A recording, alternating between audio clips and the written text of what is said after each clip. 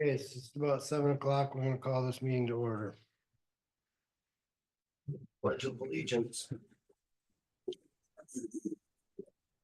Allegiance to the flag of the United States of America, and to the republic for which it stands, one nation, under God, indivisible, with liberty and justice for all.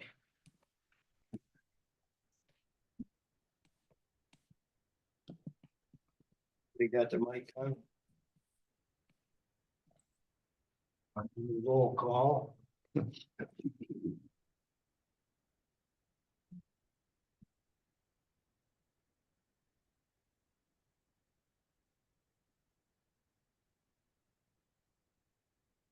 Paul Rubble, Here. Val Keaton, Here. Denise Peltonen, Here. Heidi Velmuth. She's, Here. and Mike Jacobson. Here? And then we don't call for Linda anymore, right? She's- No. Okay. That's it.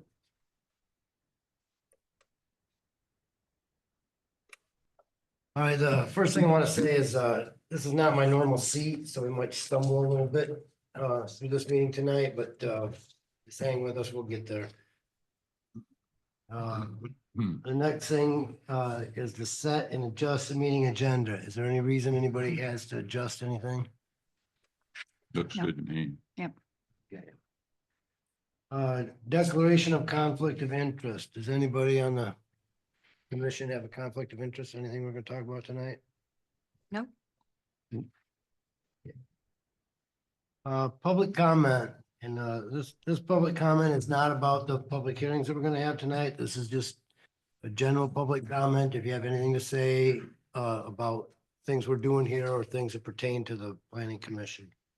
We'll open it up to the room. If anybody in the room, has a public comment, please, step up to the lectern and talk. Comments shall be directed to the PC with questions directed to the chair. Any person wishing to address the PC shall speak from the lectern or the raised hand feature from the Zoom. State his or her name and address. Person may address the PC on matters that are relevant to township planning and zoning issues. No person shall be allowed to speak more than once on the same matter, excluding the time needed to answer PC questions. Public comment shall be limited to 3 minutes per person. Anybody in the room like to say anything? It's a no. Does anybody on Zoom want to say anything? No hands are raised. Okay.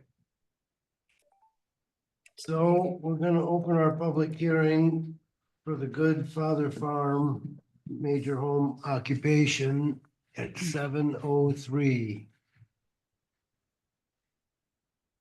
The first thing is, we have a sign-in sheet for the audience. We request that anybody that attending this public hearing, please sign in. Look to me like the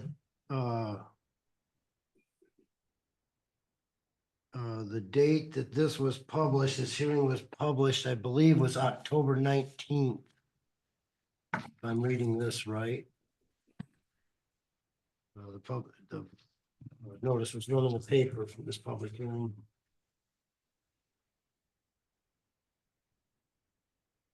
The public hearing is to, for a major home occupation, for the Good Father Farm, located on Deal Road.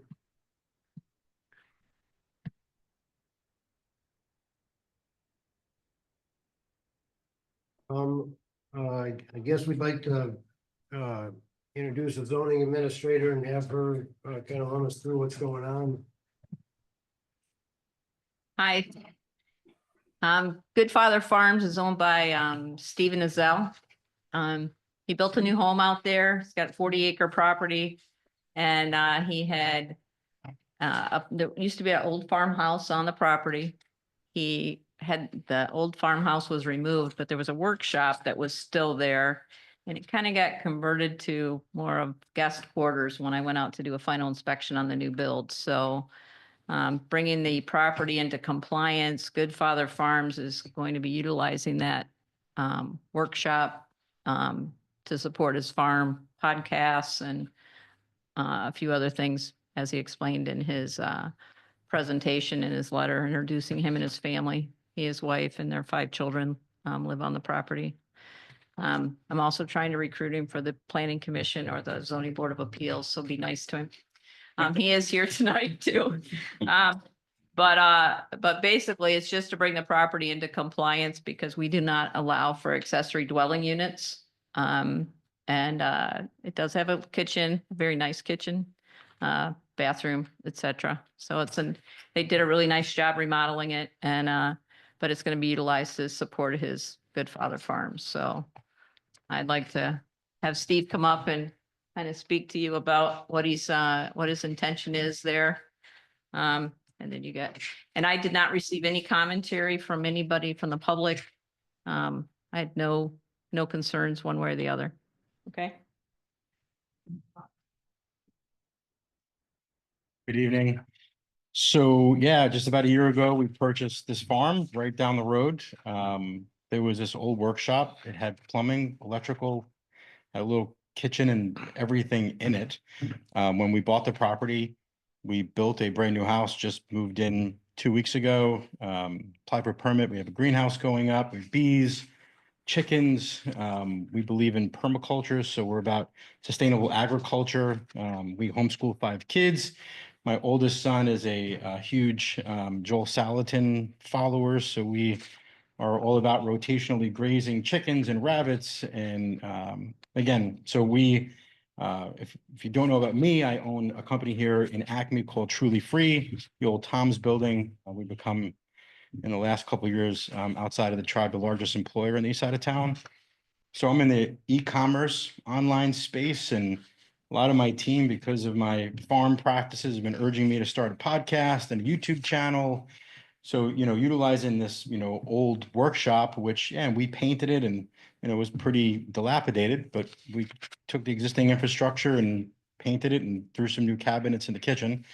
There's a really cool cottage setting for a podcast and YouTube videos in which me and the kids are going to start talking about sustainable agriculture and making America healthy again.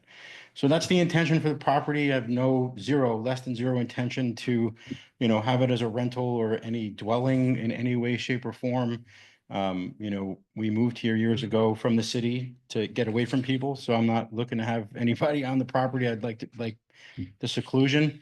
And again, we went through all the normal practices of, building a house, and then to find out that it wasn't in compliance was kind of a shocker because it was already there. And we just slapped some paint on the wall and updated the cabinets that were falling down. So I'm here to, ask to move this forward. Happy to be on this side of town now, and happy to answer any questions. Yeah, I just have one. Sorry. Who's that? I don't see any hands raised. I didn't know I have to raise my hand. You want me to raise? I'm the only one that can talk. They can't Can you speak. do that on Zoom? I can. I just can't vote, Al. Yeah, it can be a comment Okay. when you open it up to comments. All right, Heidi. No. I just have one question, sir. No hours are posted. That's about the only thing missing. Since you don't come back to us unless you have a major change, I don't know if hours counts as major change, but are you going to be possibly doing your podcast like in the middle of the night? If you're doing it overseas or something, you might want to rethink about 24 hours. I just need some kind of hours. That's the only thing I found that was missing. Otherwise, I think this is a value asset to the community. Are you going to sell any farm product out of this building, or would you build a different one? No, the desire is that we would eventually move maybe next summer into a CSA or have our kids do a farm stay like at the farmer's market in town. So we don't plan on any retail traffic or anybody coming to the farm. This is strictly just for, for the family. As far as hours, I am a rooster. I'm not an owl, so there'll be no podcasting in the middle of the night. It'll only be during the day. I'm sorry if I didn't fill in the blanks on that, but no, it'll only be during, a couple hours a week during normal daylight hours. Nothing out of the norm and no traffic. Again, we moved out here to be quiet and we're not looking to have, lots of folks driving up and down the road or on the farm. Okay, that's way too much information for me, but that's wonderful to know. I just wanted to make sure that if you needed the 24 hours, that you stipulated it.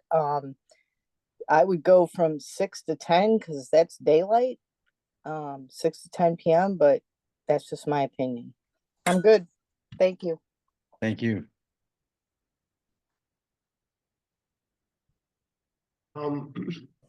So, you're not actually gonna be processing honey or anything in this building, are you, or? We will be bottling and jarring honey. There are some, USDA regs. If we don't hit certain capacity, we don't have to get like inspected, none of Yep. that. Yeah. So if we ever, we're really good friends with the folks over at Hilbert's on 5 Mile. So right now we have 20 hives, on the hill. If we ever get to a point where it gets a little crazy, we can have Hilbert's do our processing for us. And we'll just truck the frames and the nukes and not nukes, but our top frames over to them and they would do the processing for us. I've went over your plans there and, I would say, based on what we've seen and what he has said, I'd make a motion, we approve his request. Do you have to? I went over and looked at the property and I couldn't see any problems at all, so I'm in favor of it. What was that? Do you have to make room for any comments? Um, I think you want to be sure that all the comments are heard Yeah, we should receive public comments, yeah. Okay. before you act. I mean, Does anybody else have any questions on residents or. it? Yeah, does anybody in the audience have any questions? It sounds pretty solid. In that case, I would second Al's motion. Okay, so we've got a motion to approve in a second. I think And I you think want to that's close what- the public hearing first. Oh. Okay. Do what? I think you want to close the. You gotta close the public hearing. So we'll close the public hearing at 7:12. And Alvin, you should probably remake your motion. Okay, I'd make a motion that we approve, Good Father Farms request, special use permit 2024-04.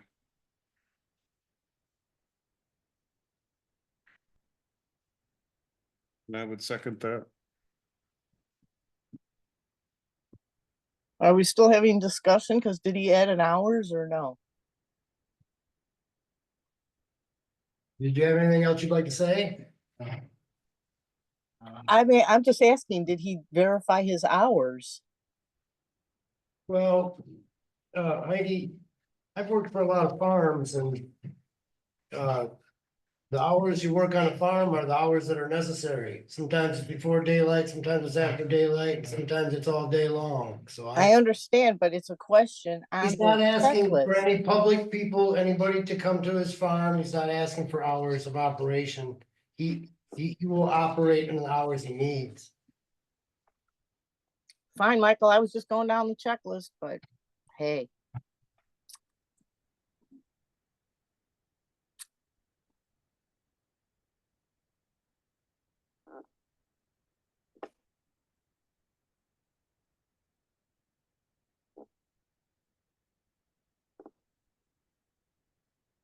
All right, so we need to have a vote. Yep.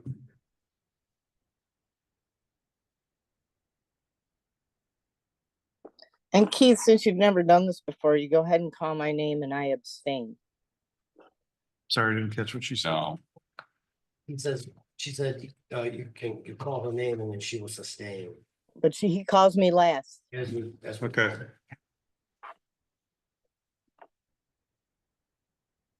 All right. Approval of the motion made by, by Al? Al. Mhm. seconded by Keith. Carl? Yes. Al, Yes. Denise, Yes. Mike, Yes. Keith, yes. Heidi, Abstain.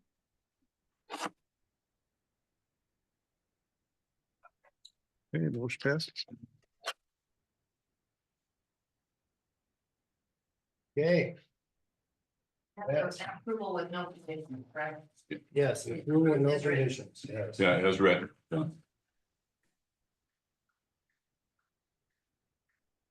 Okay, so we're gonna move on to our second public hearing. For Northwood Resort LLC. Silver Birch Resort. This is,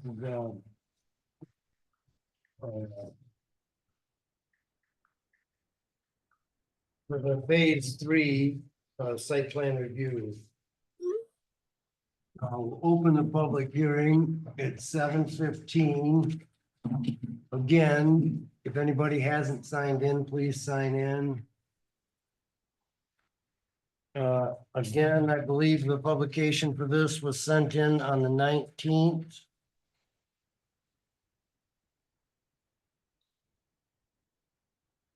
Same date, right? Yeah, everything was noticed. Yeah, yeah. Yeah.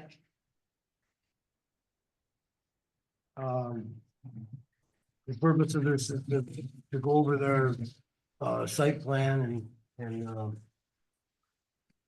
see what we think about it, give our recommendations if we have those. Again, we're gonna start with the zoning administrator. Deb, will you please walk us through this. I'm gonna give you the highlights of this. This has been before the planning commission back in March of 2021. The planning commission approved for a commercial campground on recreational property off Moore Road. They've completed phase 1 and phase 2 of the project. They've got about 29 structures on the property. Based on the information I have, I didn't go around and count them, so going off what Dusty. Rob Avina and Dusty Christensen are both here representing the Silver Birch Resort. They have not cleared the land yet on the north side of the property, but they are looking to add. In total, they're gonna get to 122 structures. They have 29 today. They're looking at putting a bridge in to access the northern section of the property. The property currently is surrounded by primarily state land. There is one property owner in the southeast corner. But this is an amendment, basically, their site plan review originally was for phase 1 and phase 2, knowing that they were gonna come in within 3 years, but that expired in August. Bob Hall had given them, basically written them a permit, land use permit to go and do their construction. So they're coming in at this point, the 3-year time frame that was in the original proposal has expired. So they're coming back in for a site plan review of this north section of the property. It is a 75-acre parcel. They're looking at opening it up for yurts, possibly cabins, possibly geodomes, multiple sizes of geodomes. They're looking at adding pavilion. They're looking at adding a large laundry facility. They're wanting to extend it from just being because currently it runs from like May to October, and they are looking to extend that to being a year-round situation. A lot of this, I'm sure they're going to, I'm just kind of hitting the highlights from my perspective. I would like to, since they're kind of leaving it open on whether they're going to put a camping cabin up, which is 649 square feet versus a geodome versus a yurt or something else. So I would like to actually get land use permits by site, so I know what's going on each site. They are looking to build a residence in the northwest corner. That's going to be a home with a 2-car garage. I asked for a lot of extra detail, so I really kind of flooded you guys with a ton of data. because I wanted you to have a really clear picture of what's going on in this commercial campground property. But there's 2 parking spaces at each of these sites. There's going to be about 38 sites as of today. With 2 cars at each, and this would be part of a VRBO, Airbnb type situation. So it's not that we don't have any short-term rentals in the community, because we have one. Trying to think if there are any other highlights that I wanted, but they're looking at possibly doing this year round. So, and since they are both here tonight, and you guys have had a lot of information, there's nothing saying that you have to make a decision tonight, because there is a lot of information to digest here. Hang on, I did make a list. Concerns. Let's make sure I get all. Some things to consider is the increase in traffic. 38 sites at 2 each, plus staff. They're not going to allow any tents to be on the property. So if you're staying in a dome, somebody isn't going to come in and pitch a tent. They do have like little hammock spaces and firesides. I tried to include some photos I took when I was out there. They are wanting to have campers, trailers on site for their staff. We did get the weight load limit on the bridge. I got that emailed to me today by Dusty. So that just got over to the fire chief. And so I don't have a response back from the fire chief. Something to consider is the size of the domes are going from about 500 square feet to 1,200 square feet. They're wanting an event space, but what I didn't know is if it would be just for a day or if it was just for the rentals, some people that are staying there, or it might be, yeah, okay. I didn't know if you'd want to do it, and open it up that, the whole family could come in. Okay, that popped up on my list. And I know you don't allow for ATVs and side-by-sides, but I wondered if you went to full time, did it year round, if you'd want snowmobiles or anything like that. So, anyway, well, those were kind of my other questions that I had. But, think through all the information. I tried to get them to give me a breakdown on all the structures, the size of the existing structures, the size of the proposed structures, just so we have a better idea of what's being constructed on the site. So, yeah, there's a lot of detail there. But I wanted you to have a good picture of what you were going into. You have any questions for me? Yeah, I do.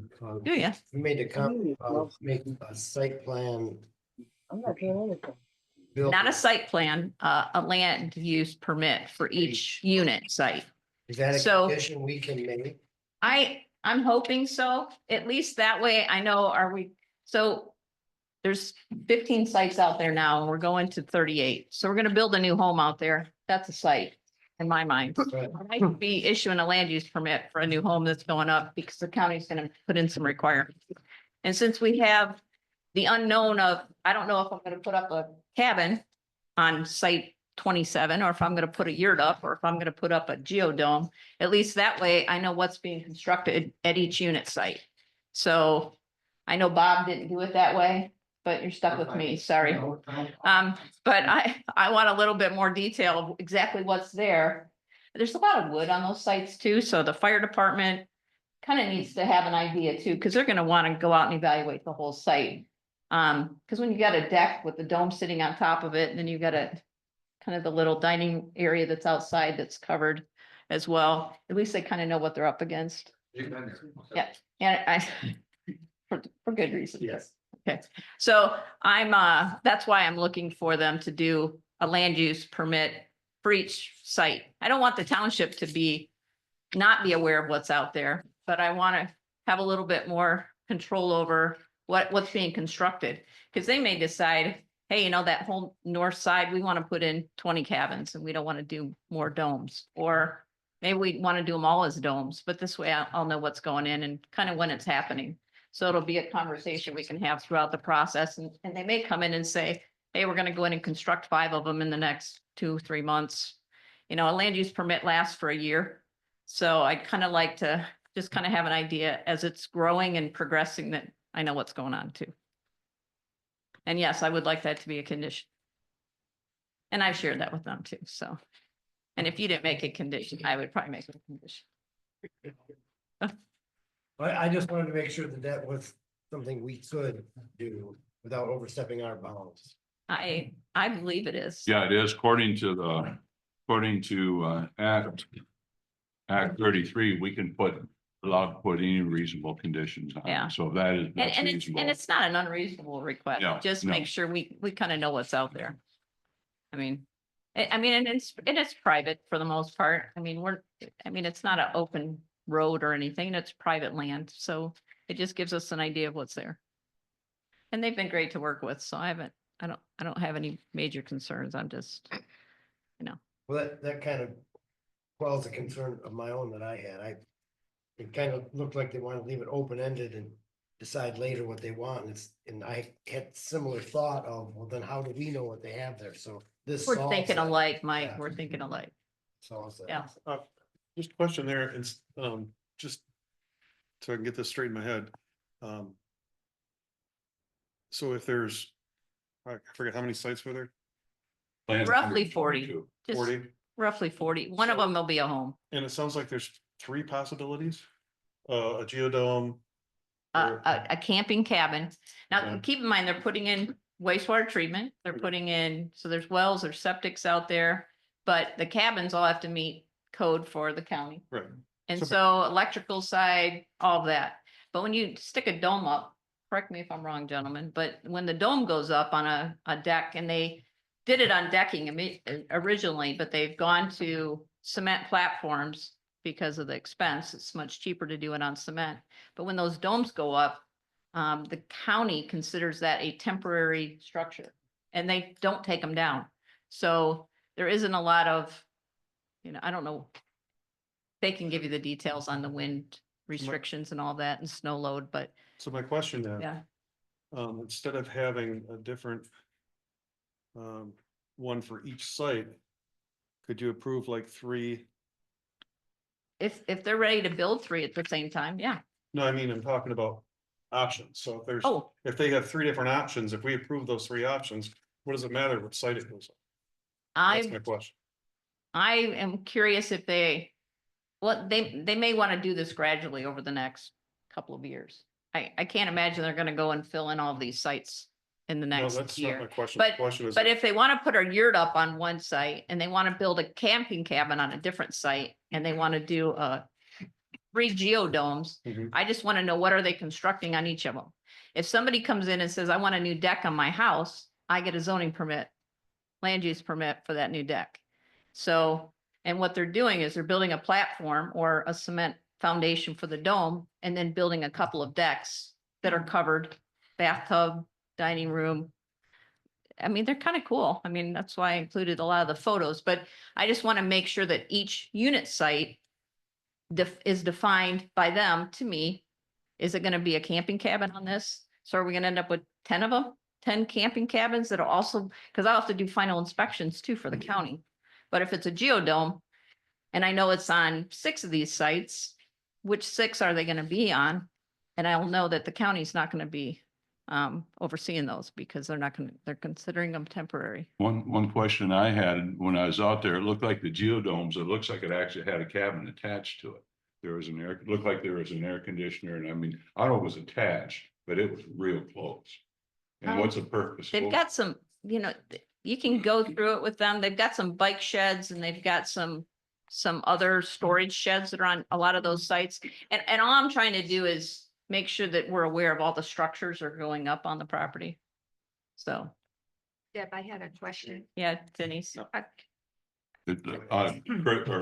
still had the, Oh, wasn't, Keith, do you still have a question? yeah, I'm still trying to, I don't think I'm portraying it right. So each unit's only gonna have either a dome I know that, but what I'm saying and a bike is, shed or a deck or, what you're asking for is that we have a separate use permit for each That Yeah. zoning yes, Land use. land use a permit. a zoning permit, a Okay, land so use it's not permit. the special use No, permit. no, no, no. Land use permit. The Okay, land use permit, That's from a- my perspective, Gotcha. just like if somebody wants to go build a new home, I get a land use permit for that. If Mhm. somebody wants to put up a egg barn, I get a land use permit for that.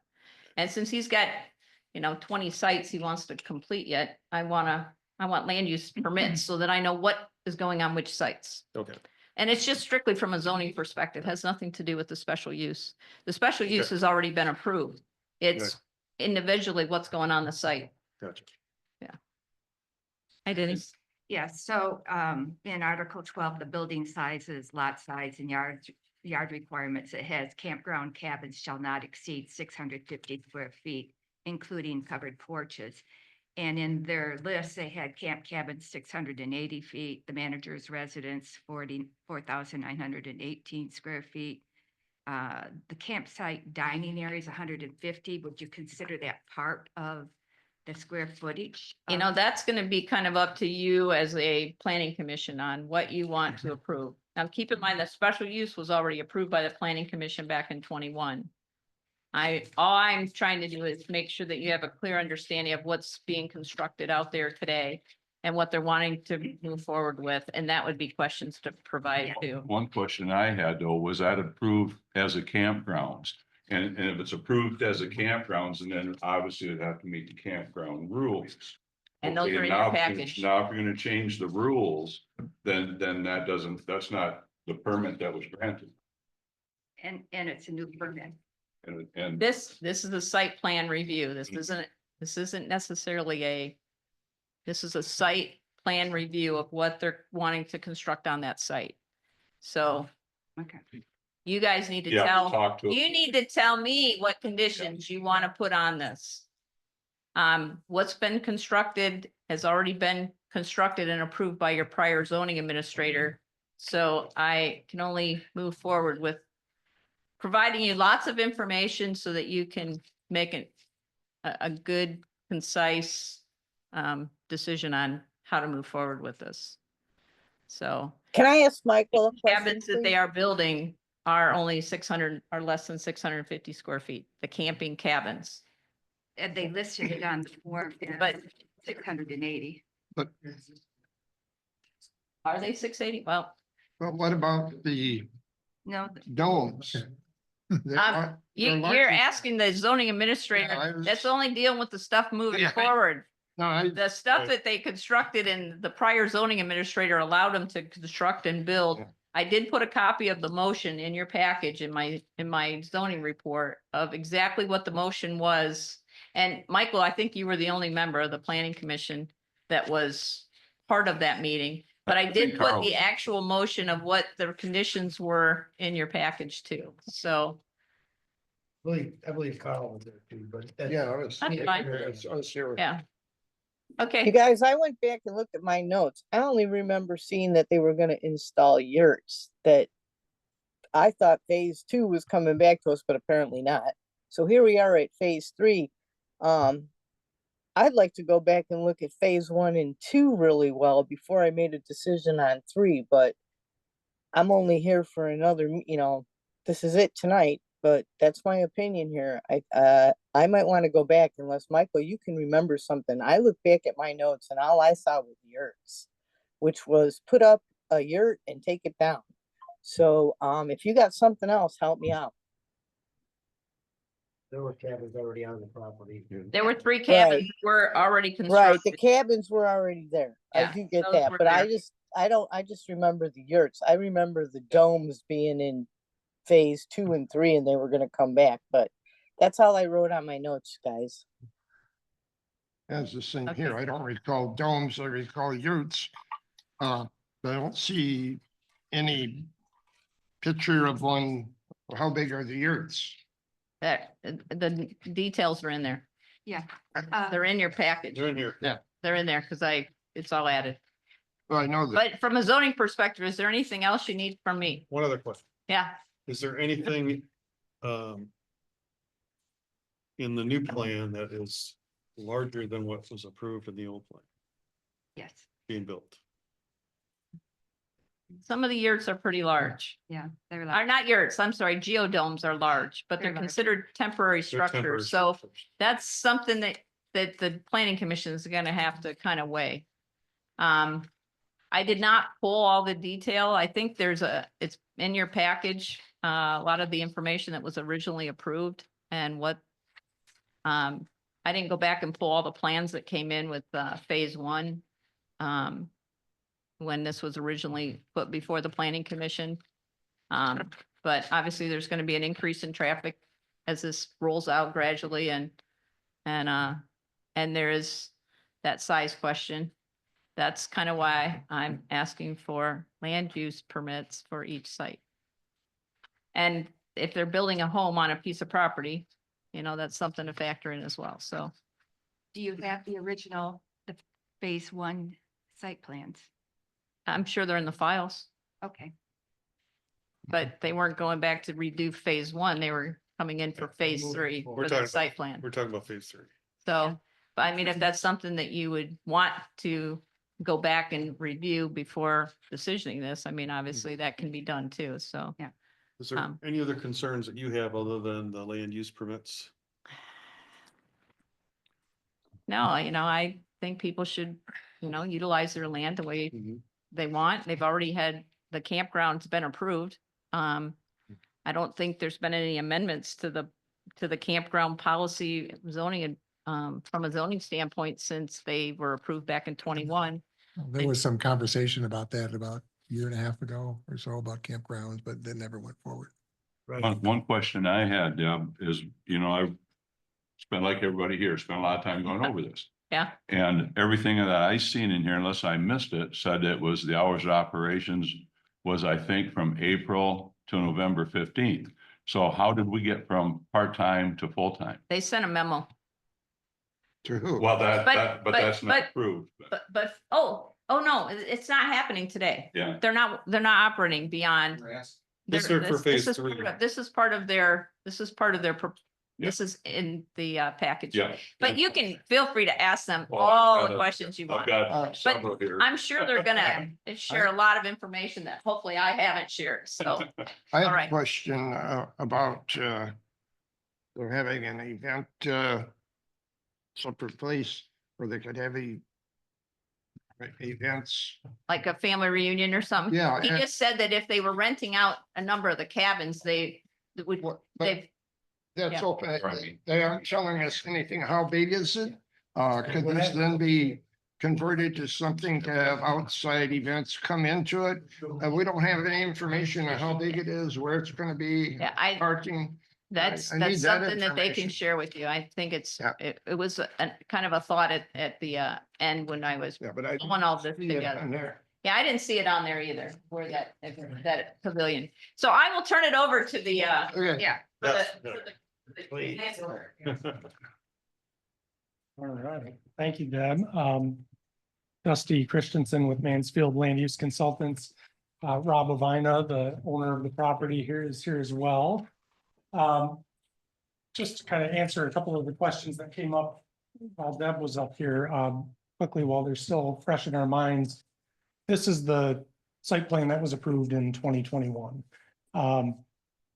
Originally, we had broken out into 2 phases, which is what this red dashed line separates. The south side of the property was phase 1, north side was phase 2. As phase 1 was being constructed, it happened in 2 steps. And so on the plans that you have in your packets that are proposed, we called those phases 1 and 2 and changed the terminology for the northern portion of the site to phase 3. So that may clear up some of the phasing discussion. But as Deb mentioned, there are 15 total sites on the south side of the property. This again is the plan that was approved in 2021. And then we have our proposed plan here. Again, phases 1 and 2 were completed already. There were 3 existing camp cabins on the site, which are on the west side here. Those are labeled units 1 through 3 in your plans. The maintenance building that was approved in 2021 was built. And there are some accessory buildings at the end of the little cul-de-sac at the end of the driveway that exist as well. And then the remainder of the campsites on the southern part of the property that have already been constructed are all the geodesic domes. And if you've been out on site, you've seen them. They're the big geodesic dome frames with the plastic covering stretched over them and. I did have one question for you. When I was out there and looked at it, it looks like there was a wooden structure right tight or included. What is that? Those are the restrooms. So what, after, Okay. after the planning commission approved the campground plans, the domes were the preferred option for those first sites that were being constructed. And we went through a lot of back and forth with the building code office because the building code office considers that a structure. And so we had to pull building permits for each of those domes. And because of the method of their construction, 6 of those domes had to have the restrooms in a separate shed almost outside of the dome. And they are wind rated and snow rated. And the building code office said they just cannot be occupied during the winter because they don't meet the insulation requirements that the code office has. And those have done really well for Rob. People like them a lot. Part of what we're proposing for this next phase is the inclusion of the camp cabins that Deb mentioned. And those are about 648, 49 square feet each. Based on the market demand of the customer base that Rob's had on site, the folks like the domes a lot, but those restrooms that are separated from the domes. No, you said separated. Are they attached or not? They're not attached. They're just. They're just like a foot or two away. I didn't go up and look, but they if they could get in closer and not be attached, it looked like. Certainly. And so those separated restrooms, some of the clientele that's visiting the site loves it, but doesn't necessarily like having to leave the dome to go to the bathroom outside at 3 a.m. And Rob's had some requests for smaller cabins, which is why we're including those camping cabins in the phase 3 request. On the plans, we have 4 of the sites, 1, 2, 3, and 4 there. Their numbers 27, 28, 26, and 18, where the intent is that those 4 camping cabins will go up as soon as we can get permits, basically. The demand is there and those are kind of the anticipated first cut at this 3rd phase. And then the remainder of those sites will get filled in as the demand builds and as the capital is available to actually put them up. And part of the request that you have in front of you tonight is the applicant is seeking the flexibility to do either the camping cabins, which the plans are in your packet as well, or one of those geodesic domes, either or. And again, in discussing this with Deb prior to coming to the meeting tonight, she said, I'd really like to have a land use permit for each one, just so we know what is where exactly and all of our bases are covered. That's no problem. That's easily done on our end and we can make that happen. We want to make sure Deb has what she needs.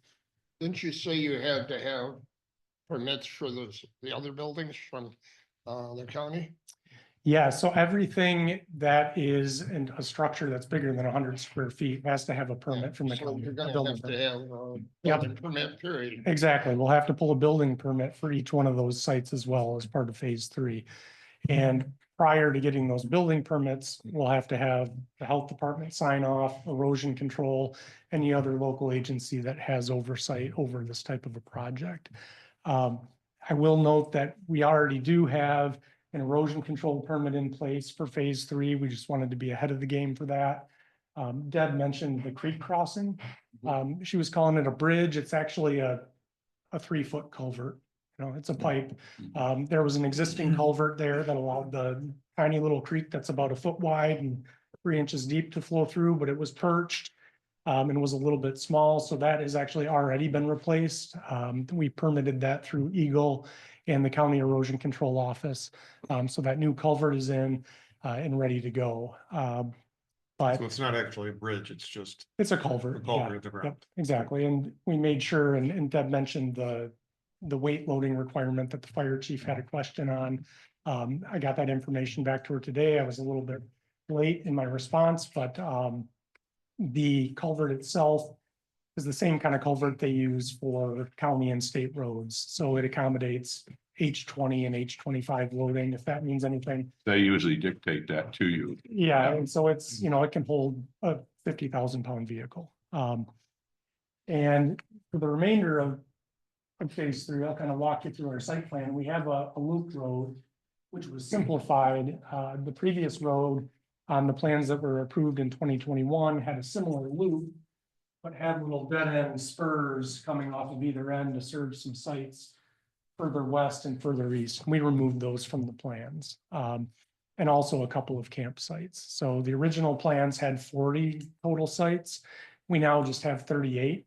But we did include on the plans a manager's residence here, which would be Rob's residence, and he'd be on site. If it isn't him, ultimately in the house, that's intended for the manager to be on site 24/7 to respond to any needs that the guests have or calls from the township or the police or anybody like that. Additionally, each site has some accessory structures proposed. The clientele has asked for little storage sheds for bikes and things like that, so they can get them in and out easily, take them off site, ride around the loop. There are covered pavilions. They're essentially a deck with a roof over the top for outdoor dining that have tables and chairs. Each site has its own fire pit. Fires on site are restricted to the dedicated fire pits at each site. Deb mentioned the gathering space, and I think the word event space that was out there is the wrong idea. This isn't a place where there are going to be weddings or, you know, family reunions or anything like that. It's for the use of the folks who have booked sites. So say I've got my family at one of the sites and some friends at another, or my sister and her family at another site, and our dining area at our campsite or our fire ring isn't big enough, we can use that area, and that is located right here. And so it might be a little bit tricky to see here, but essentially there's a picnic pavilion.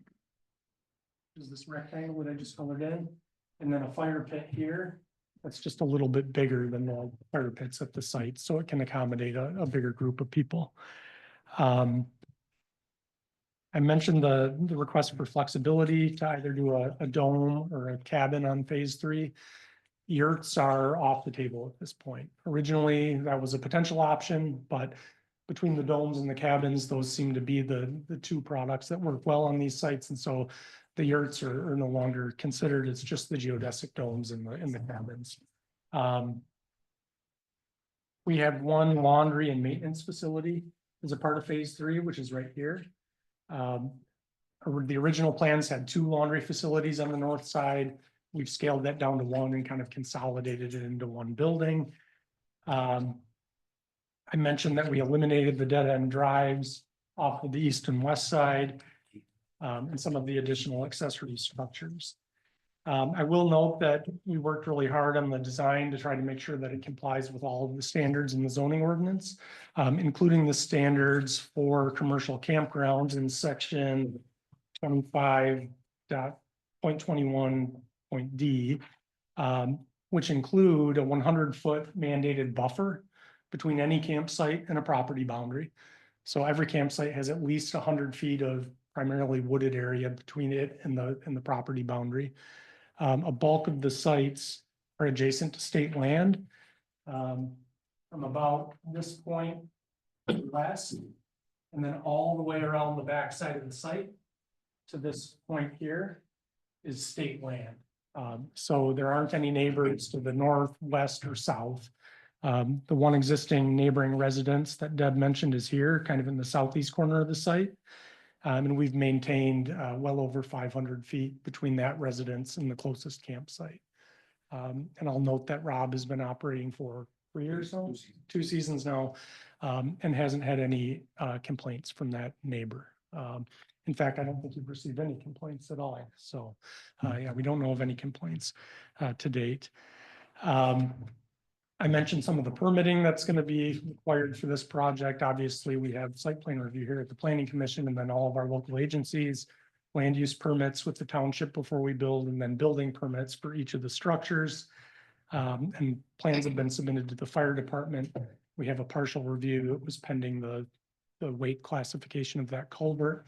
And we had plans into the health department currently just to assess the north side of the site for septic suitability. They have not done their perk test yet.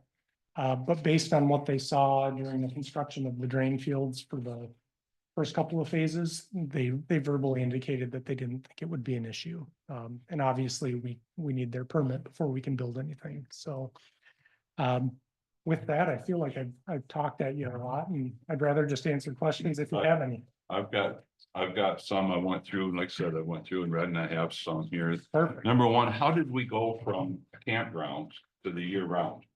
Because that sounds to me more like a subdivision. You know, here we've got this, we got year-round residents in there. That's not a camp.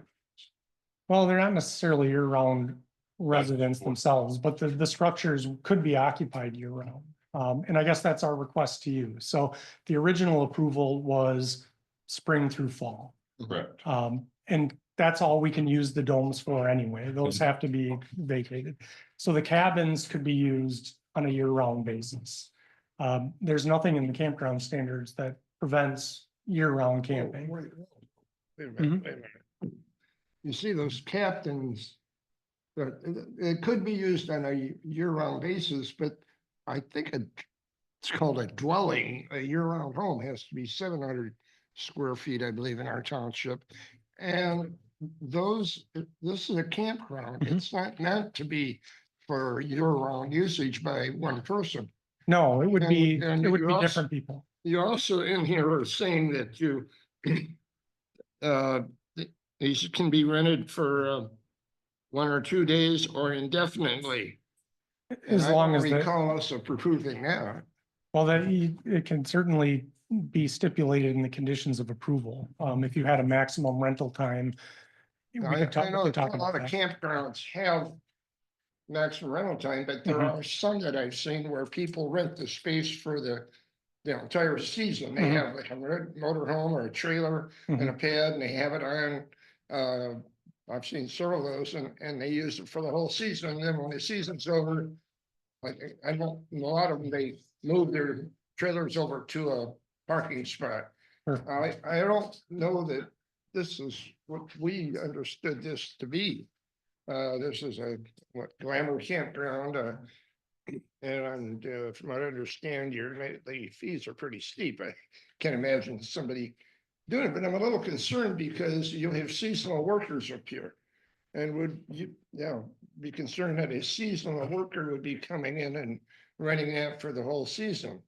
Well, that's on a campground because other people can't come in and use it. So I'm a little concerned about the length of stay. I mean, since these are permanent structures, it's not people bringing their camper in for the summer.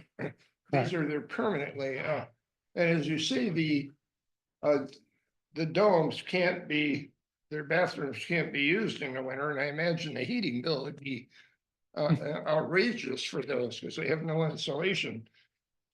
So, and then if it's a 650-degree cabin, it's not considered a dwelling, and that can't be a lot, have one person staying there. And some looks at also, why now are you requesting to have it used year round instead of just from April to October? I'll have Rob address that last question. I'll note that, yes, the cabins are smaller than the minimum dwelling size in the ordinance, but they are under the maximum allowed size for camp cabins. So they're intended to be camp cabins, and maybe the duration of stay language was a little ambiguous. Rob's trying to maintain flexibility. If he has somebody who comes in and says, hey, I'd like to come and stay for a month, he doesn't want to turn that business away. What it sounds like to us, though, is you're going to rent them by the year, and as a yearly rental. I want to Go make a ahead. quick comment. Somewhere in here, I read that was against your rules. It is, yeah, I Yeah. could address that. We had, the longest stay we had in the last 2 seasons was 13 days, and that was one of the horse show clients there. Our average stay is 3 days. I'm not looking for 30-day rentals. Then why don't we stipulate that? Why don't we put that in here? Yeah. Because There you go, Al. Great idea. it's misleading to me. Yeah. No, we're looking for just short-term rentals, and the only reason we're asking for, when we first came in, was it March of 21 we came in? I think so. Everything was on Zoom, so we couldn't talk openly, it was hard to hear people. So they asked me what our plan was gonna be, and I just told them, at that time, I've never been in hospitality, all brand new to our family. And I said, we're gonna open spring till fall. I never anticipated with 6,000 empty hotel rooms in Traverse City, people would wanna stay in the wintertime. So when guests started asking us, hey, can we stay out in the wintertime? I said, well, we're not approved for that yet. I said, I'm gonna go ask for that. I said, but are you coming to snowmobile? Are you coming to cross-country ski? I said, because we don't allow, actually vehicles like that. Noise, our noise policy is extremely strict. We want everybody to have a unique interaction with nature.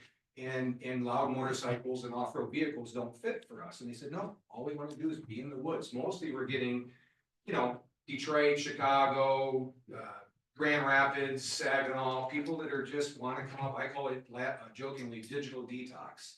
They come up, they sit in the woods, they have a nice campfire, they're the nicest people. I mean, out of all the guests we've had, I've only had to go to talk to one person that had a little bit of loud music. I said, look, we've got other families around here, so we're right on top of them. So then they started asking about winter, and I said, well, okay, given that, and they said, yeah, I'll ask the township and see if they'll allow it, but we can't stay open with the domes for the reasons stated. They don't have enough insulation. But the cabins could go year round. I don't know if I want to plow the snow all year. My original plan was to leave. I still got two in high school in Elk Rapids and an older father, and when they graduate, I might want to leave. I'm not sure, so I'm just looking for flexibility because we're getting those requests. My feeling at this time, I would not be in favor of year round, but the door would be open later if you come back and say, yeah, we can be profitable doing that with the cabins.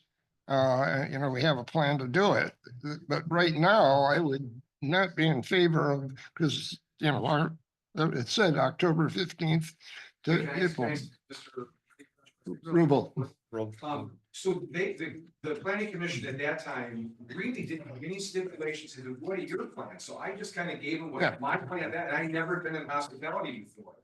So they adopted what I said. I think if I would have asked it for year round at that time, because there's other competitors around the area that are year round. There's actually not in our township, because we're gonna be living up the road and be part of this township. But what's the one off of Hammond there? Timber. Yeah, they're yurts. They don't have any insulation. They're year round. I'm not saying because they do, we get to, but I'm just saying, we're not asking for our domes, which kind of domes and yurts are synonymous. They're basically glorified tents. But just looking for the flexibility, because we never thought people would want to stay when you got $69 hotel rooms right up on the bay there, that they want to be in the woods. And they seem like they want to, and they're quiet, they're peaceful. So that's what we're just asking for that. Can I make a comment? Yeah. I guess I'd just like to say, I think that it's great. I think it's a great idea what you're doing out there. And as long as I think that you could at least quell our concerns about, we don't want it turning into a yearly rentals out there, for people, where we could have some kind of stipulation on there. Whether you do a year round or not, I don't, that's your business. So that's my feeling on it. As long as State of Michigan runs their own campgrounds and they're year round. So, and they're year round intense, not even meeting their own energy goals. So now talk about frustration there. You go to talk and we're allowed to do it because we're the government. But I think the only concern we had was we don't want it turning into a yearly rental subdivision. And I don't, It is a campground. I was a 20-year-old beer and pizza guy growing up. Our clientele are upper tier, our price points, anybody can privately message us and they try to offer us half price, and we don't want that. We want a really unique interaction. We try to create an oasis in a pristine forest and give them that experience where they can see the deer, they can see the fauna and the flora, but yet they're close to all the wonderful things that this region offers. And it's working to the point where I would say we've had, just in 2 6-month seasons, over 500 5-star reviews. And now we're seeing friends wanting to come back, and the reason we are asking, all it is just a larger fire pit, because each designated fire pit only holds, if it's a 2-person dome, it only has two seats around it. If it's a family dome of 6, you can only fit 6 around it, but we had recently 3 different families rent the dome and they couldn't all get together. Right. So all we're doing is asking for a larger fire pit and just a little bit larger gazebo, and it's nothing but those Amish things you see on the side of the road, not permanent structures, dropped off in case it rains, they can have a table under there and not get wet. So no weddings, none of that stuff. I don't want to deal with noise like that. Right. And I have very strict noise policy. Everybody that reserves us gets this noise policy and says, please review this so we're on the same page. I don't want to have problems. I don't want to go out there and have to, ask them to leave or turn it down. So we're very upfront in our noise policy. And our neighbor towards the, that would be the southeast side, she's got 5 acres. It originally was, Mr. Arnold, sold us, it was 75 acres, but it was an 80-acre parcel. I called her last month and said, if you have any problems with this in 2 years, she goes, no, matter of fact, Rob, I was gonna call you and ask you if my rooster was bothering your guests. So she said, everything's fine. And she's our closest. And then the next one is, almost a third of a mile away from us. I think the only 2 concerns I had was this, giving her the flexibility of having the land use permits No problem. and make sure that it doesn't turn into a subdivision where they're renting it every year. So that would take a maximum time limit. I guess we're asking you, what would that be?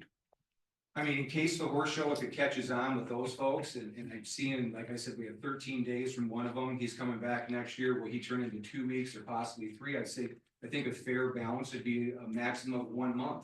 Nobody wants to move in and stay long-term for a month. I'm fine with that. I'd be fine with it. I would too, Yes.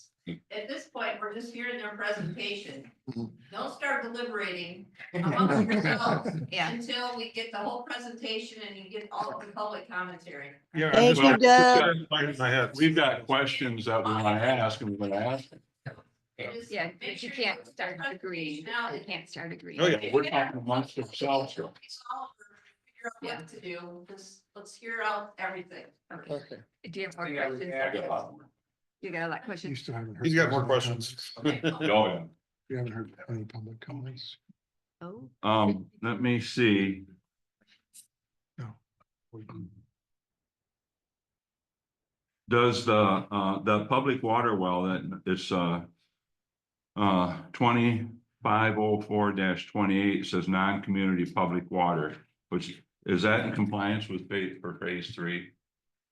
That well serves the first phase. We have another well proposed on the north side that would serve the 3rd phase. Okay.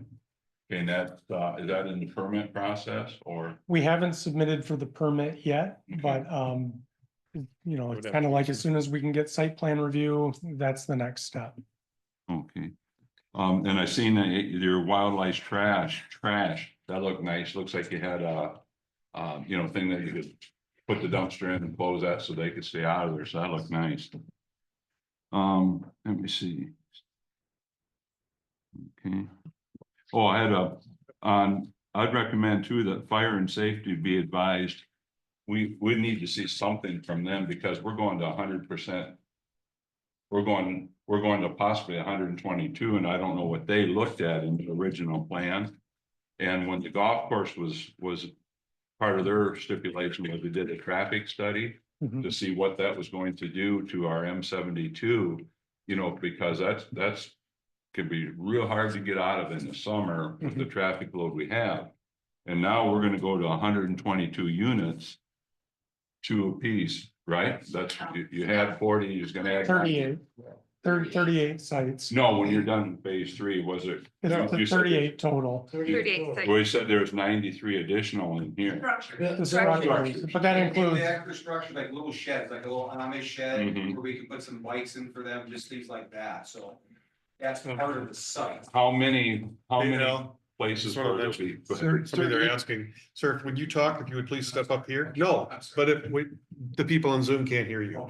So when you do talk, if you step up to the mic. appreciate it. Okay, the structures then, how many places will there be that people stay 38 total? total. And that includes, that's 38 additional and that's it, right? 38 total, and that includes the 15 that are already built. Okay, 38 total. Okay, when it's, Does the 38 also include the residents? No, it does not. So It'll be 39, total. including the manager's resident, okay, 39. yeah, yeah.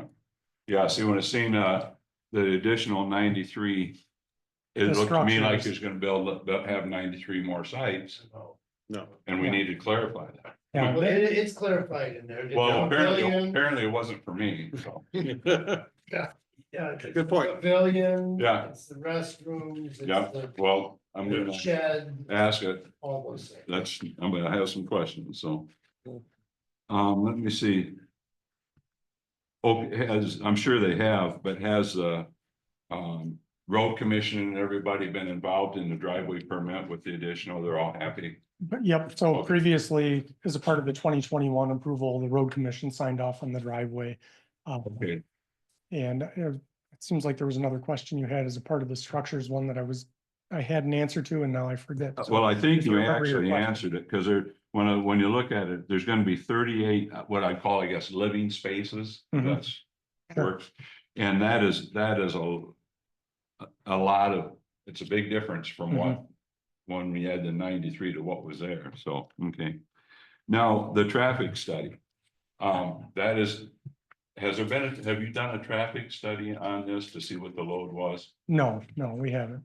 You know, I would think we're required the golf course to do a traffic study, and I would think that might be in part of the planning, you know, because when you look at the number of people, 38 times. Al, that's part of our deliberations. Right. Right now, we just want to ask them questions, get their answers, and then Okay, we can deliberate about that stuff later. Mr. Keaton, can I add that when we came in for phase 1 and phase 2 in 21, we proposed 40 sites. We were approved for 40 sites. And we're actually downsizing slightly, and simplifying the road Yeah. system upside there. What I'm seeing though, a lot of our guests are just literally, I mean, I know that when I was gonna do a PUD, a plan unit years ago, what's the average cars a day? 10 for a residence? For a single resident. In and out 10 times a day. So you take the number of homes times 10, that gives you your, general traffic. People are coming and they're just staying there and enjoying nature, and they might leave once a day. So it's not like we're having this, this small community of year-round people with Johnny on a dirt bike and the craziness of that. These people are just really enjoying nature. So originally in 21, we were approved for 40. We're downsizing to 39, simplifying the road. And now that I've got experience, 2 seasons under my belt, we're not seeing a ton of traffic. They're staying, they're coming. Now, some do. Some will go over to the sand dunes, some will go up into the wineries, but it's not 10 trips a day like a private residence. They're usually just one time out and one time in, or most of them are staying. Some of them just, I don't see them for a week. I see their car there Yeah. and I don't even see them. So When we approved it, there was a concern expressed at that time about dust on the road. And I believe you agreed to, I did. instead of having it Brian. oiled down twice, you were gonna pick right. up the Pick up, and cost I of doing called, it a third. who's the past supervisor here? Several Ron. times at Ron, I Ron. emailed him, said, Ron, let me know when you're ready. Yeah. I actually gave him a number for a company out of Mansalona that cut the cost way down. I don't know whether he Yeah. utilized them or not. So that was approved in our original site review. And I don't see any reason to revisit that again. It's the same, it's actually two places less. yeah, And you're right. there's Yeah. been no complaints so far. Good to know. So One question? I think I'm good. That was a big for your clarification on. We're not gonna have 90 some of these. These are little structures added, so that's big help. Can I- Right in. Yeah, I asked some questions. So what is the total maximum occupancy for the campsite? But you have 38 sites. How many people are allowed? Per Total- site or Yeah, total per overall? night, guess if they don't- it was maxed out. Yeah. Yeah. We have to do the math, and it's, there's currently on the 15 sites, 3 of them are couples only, so that's a maximum of 2. 30 And all the rest of the sites can hold a family of 6. times 6. So the other 12 would be 6 times the 12, and then you got the 3 times 2. 72 and 30. 78. Right, and the cabins, I'm sorry, and the 3 cabins would hold 4 people each.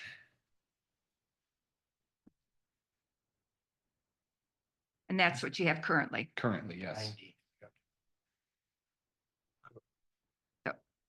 And then when So we you come ha- back for future land permits, we would specify if it's gonna be a cabin that holds 4, Mhm. or a dome that could hold only 2 a couple, or a dome that could hold a family of 6.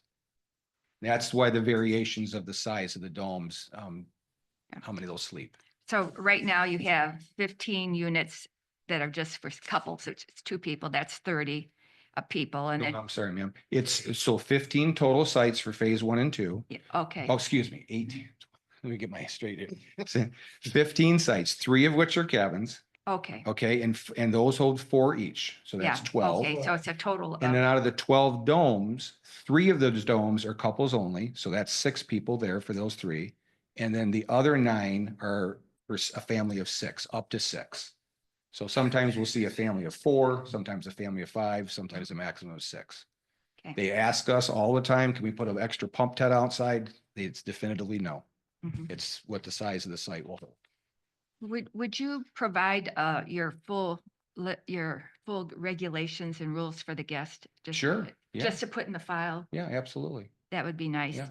And then. And we're building on a brand new website now. It should be done in the next 60, 90 days. They're gonna be posted. Oh, they're gonna clearly. post it, Yes. okay. So I went, well, I should do this logically. We did briefly talk about the brining, and you said that you would do it twice a year and Yes, that's what maybe, we agreed to then, but I Yeah. like to keep the dust down too for Yeah. us, so. so I was wondering if you would have that as, each time you do it, like, just have a receipt or something Yeah, or we could do that. I'd contract? like to actually coordinate, because that's why I was email Ron back and they say, hey, when are you gonna do it? So I don't schedule, it. We overlap each other. And I don't know what happens. Sometimes I wouldn't hear back for a period of time and then Yeah. I'd do it. So, but I'd like to coordinate with the township, or is it the county that does that? I don't know. No, it's a township. The township, It's- okay. Yeah, that And I would, know that back, I'm going off of memory, one time he said, oh, our rates that went really high on that. And I said, well, here's the company I'm using out of Mansalona, and it was substantially lower. So I think you started using that company. I could be wrong. So, but yeah, we have the same goals to keep that dust down. yeah, so if, I think I read somewhere that you start where the pavement ends and go past your property line. So where the pavement ends, that's right about Crisp Road right Yeah. there. No, we're farther down. We're still probably another mile down Yeah. on the right-hand side. And then you go all the way, do you go all the way to, is it Erickson Road? No, Yeah. that's just our entrance there, and then it's all private road back there. Yeah, okay. All right. Yeah, so if we could have, we would include that as maybe a contract. Sure, I can do Something that, no simple. problem at all. Okay, and then,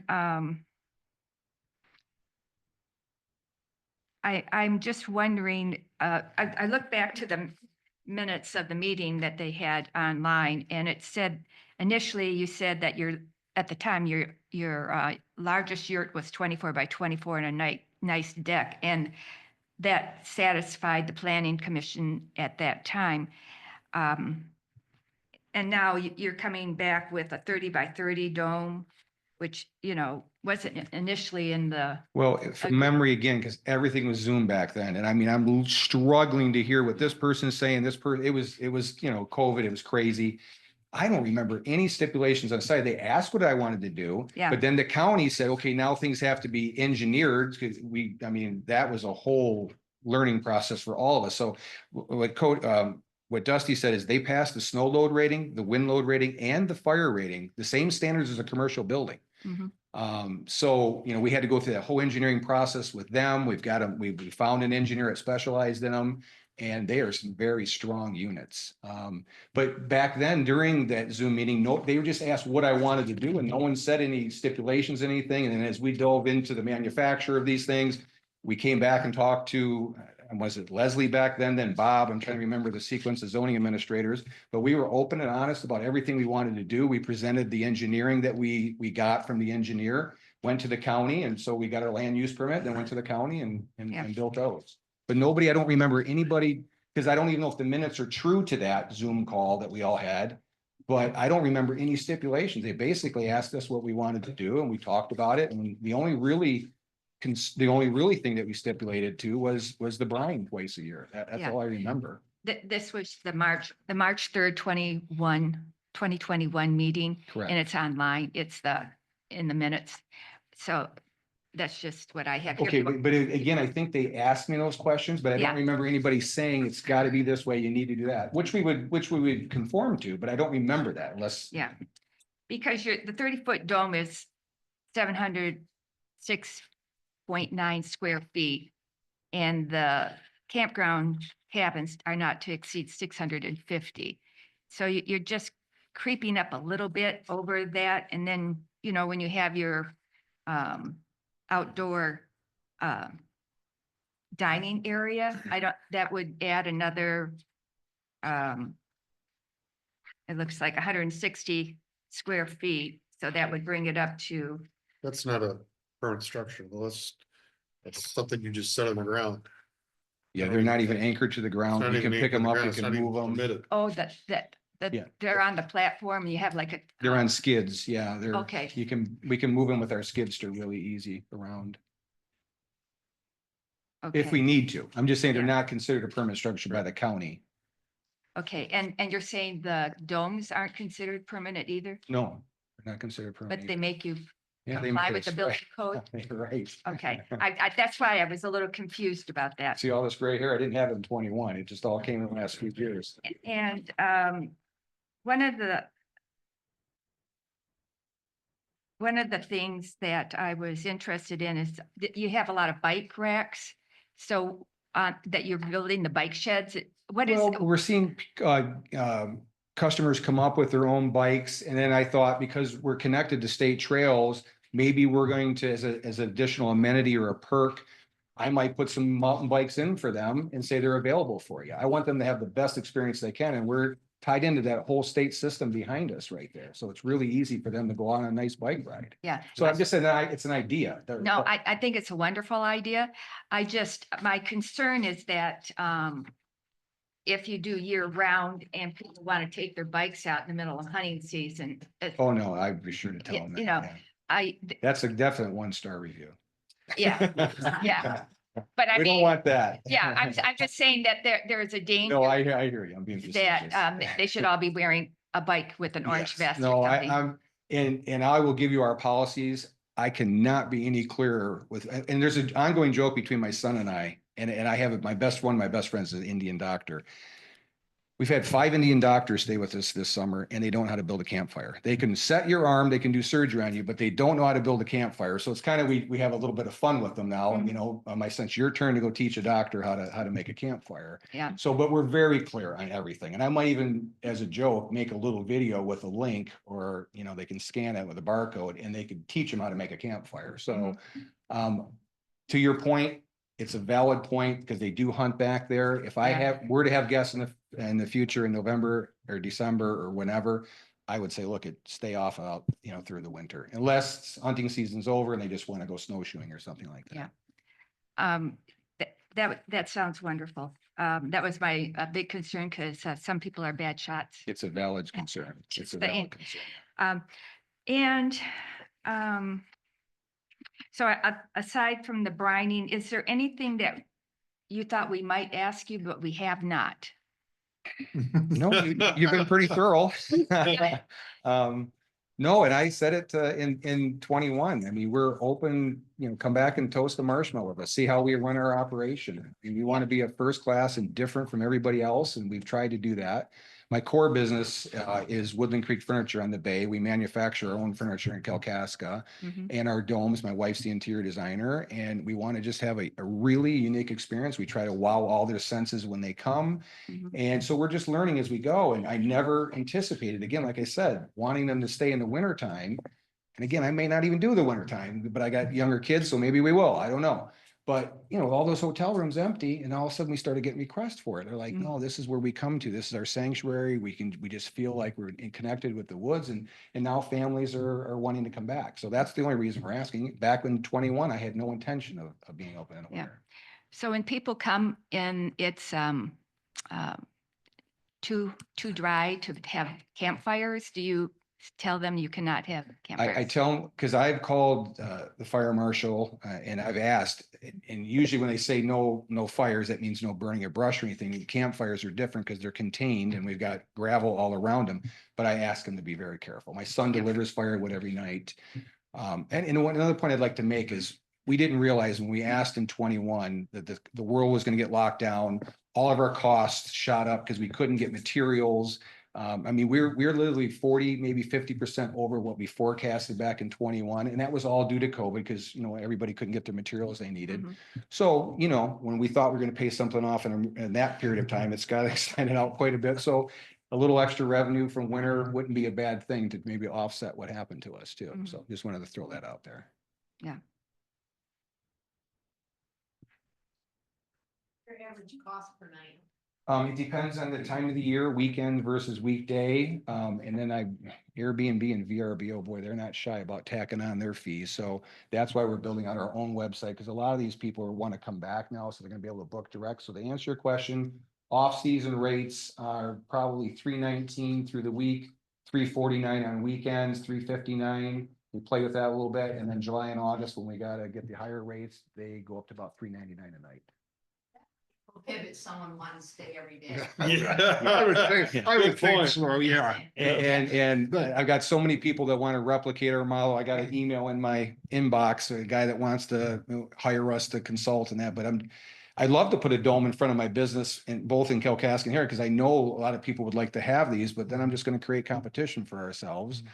But what was the point I was gonna make? I lost that thought, But someone did point out to me that some companies that had workers up here for an extended period of time, the cost wouldn't really be a problem to them if that's suited their needs.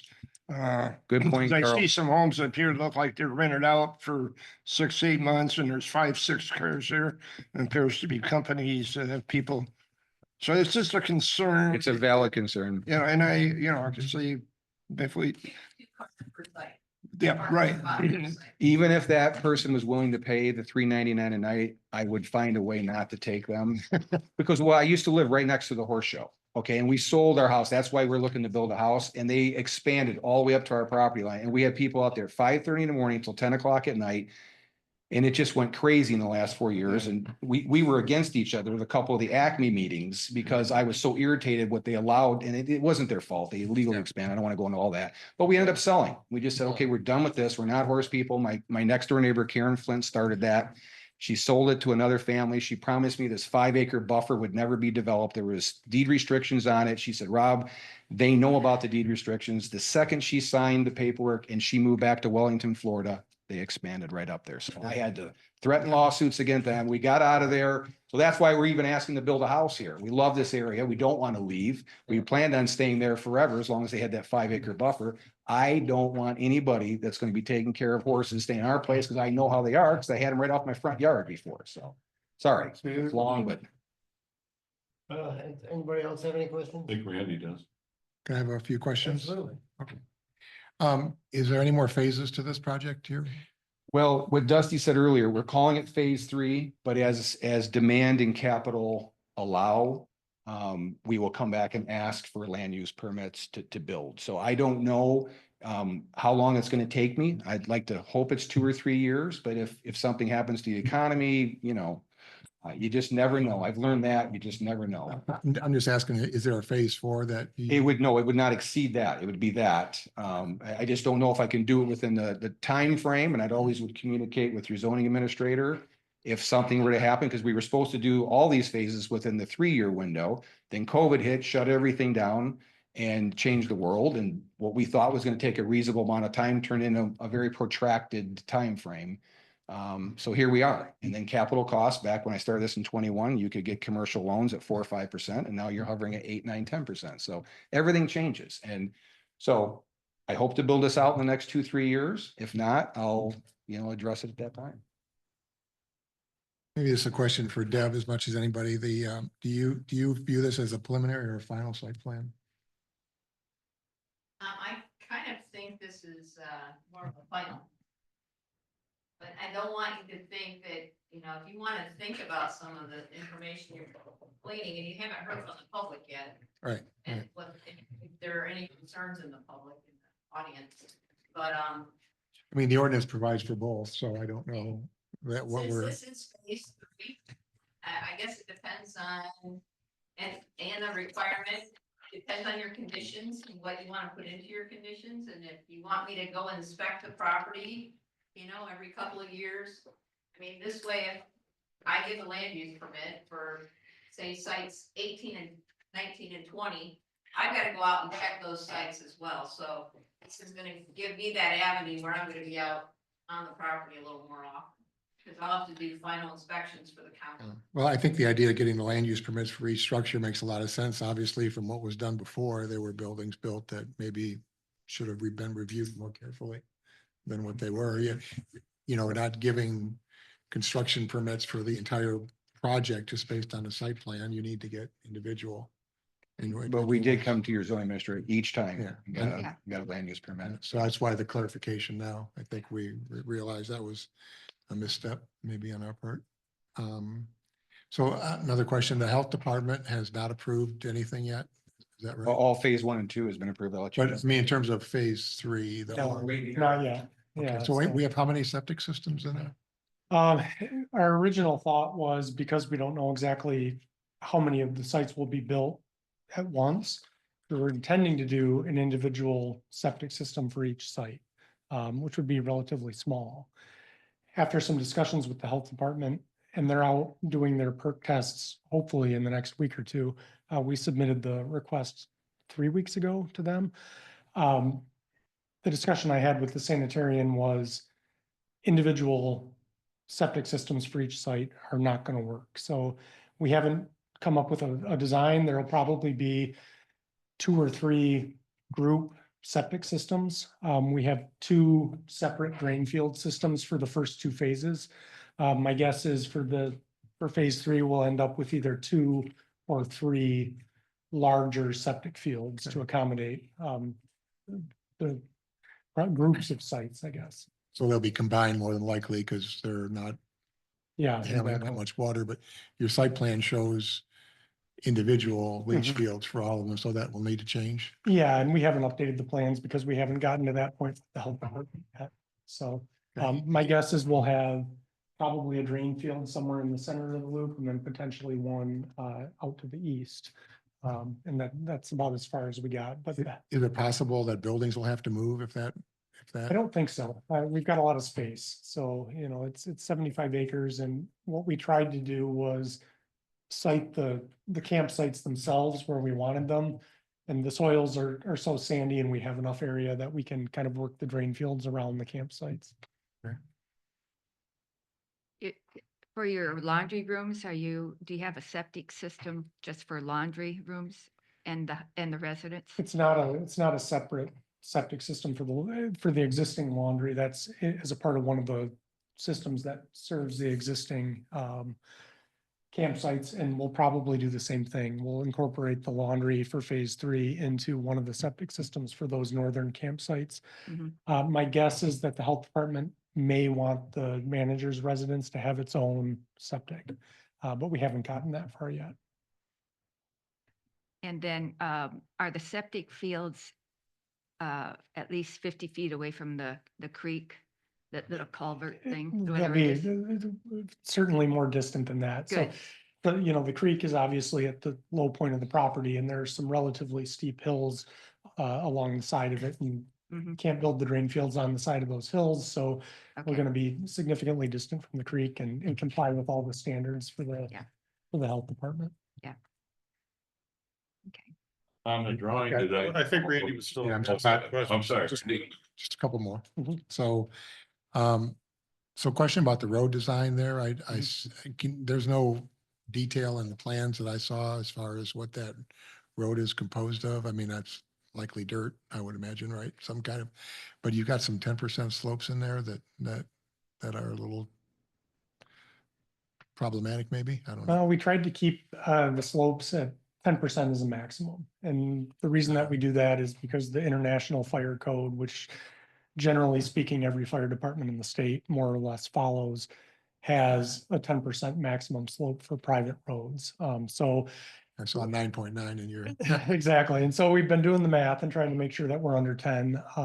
Again, the fire chief has seen the plans. His email back to Deb, which I saw indicated that generally he felt the plans were acceptable, but he had that question about the culvert and the bearing capacity. But with the road, we tried to keep existing grade as much as possible to eliminate as much tree removal and soil disturbance as we could. In a couple of spots, we're gonna have to do a little bit of grading to get under that 10% slope for the fire trucks. And it is a gravel road, gravel. gravel driveway, yeah. With a adequate base for a fire truck and emergency vehicles. Yeah, so we have to do basically the 8 inches of compacted aggregate to support the fire department So vehicles. is that still being developed? Because like I said, I didn't see anything in the plans about what you're gonna do with that, the road. For that, we don't have a standard detail in the drawings, but I can provide one if you need it for the file, or just to verify. I would think the fire chief would want to see what he's gonna drive his trucks on. We can do But that. that's up to, I Certainly. mean, I guess. We do have our gravel paving detail on sheet C 1.1, but if we need additional detail, I can provide it. Yeah, I guess my other questions were already answered, but I guess I just want to mention, I think you heard during the meeting here that there's a lot of potential conditions that you can attach to this approval, and you heard that a couple years ago when the plans went through in the first time, people are questioning what was required and what was a condition of approval. I think I heard probably 4, 5, 6, 7 different conditions about limiting events, brine requirements, the land use permits, the lengths of stay, fire department approval, and inspections. And a couple other ones, I just kind of jotted it down. Unless those conditions are in writing and part of the approval, they evaporate because, and I guess it was mentioned earlier that it's possible this, like any other property, can change hands. So you could have a potential new owner of the property and hopefully own it for a long time, because I think you got a great product there, but I think the township needs to be protected from the potential that somebody new buys it and says, hey, wait a minute, because these conditions run with the land, not with the owner. I don't know the answer to this. I guess I'm asking Deb, is it written down, the brining conditions from the first? It's in So- the motion. It's in the original motion. It's part of my zoning report. So, I highlighted it and copied it right out of the. okay, so we don't need to make that another condition because it already is a condition, correct? I think it's a good I idea did. to put all the new existing conditions in one document, because everything that you.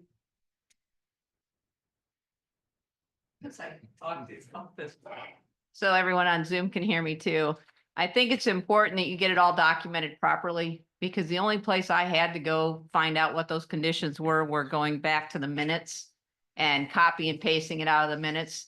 They weren't designated, like approved as written, denied, or approved with conditions. And here's a list of the conditions. It's much easier for me or any zoning administrator to go to a property and say, okay, here's your list of conditions that have to be met, and do a checks and balances.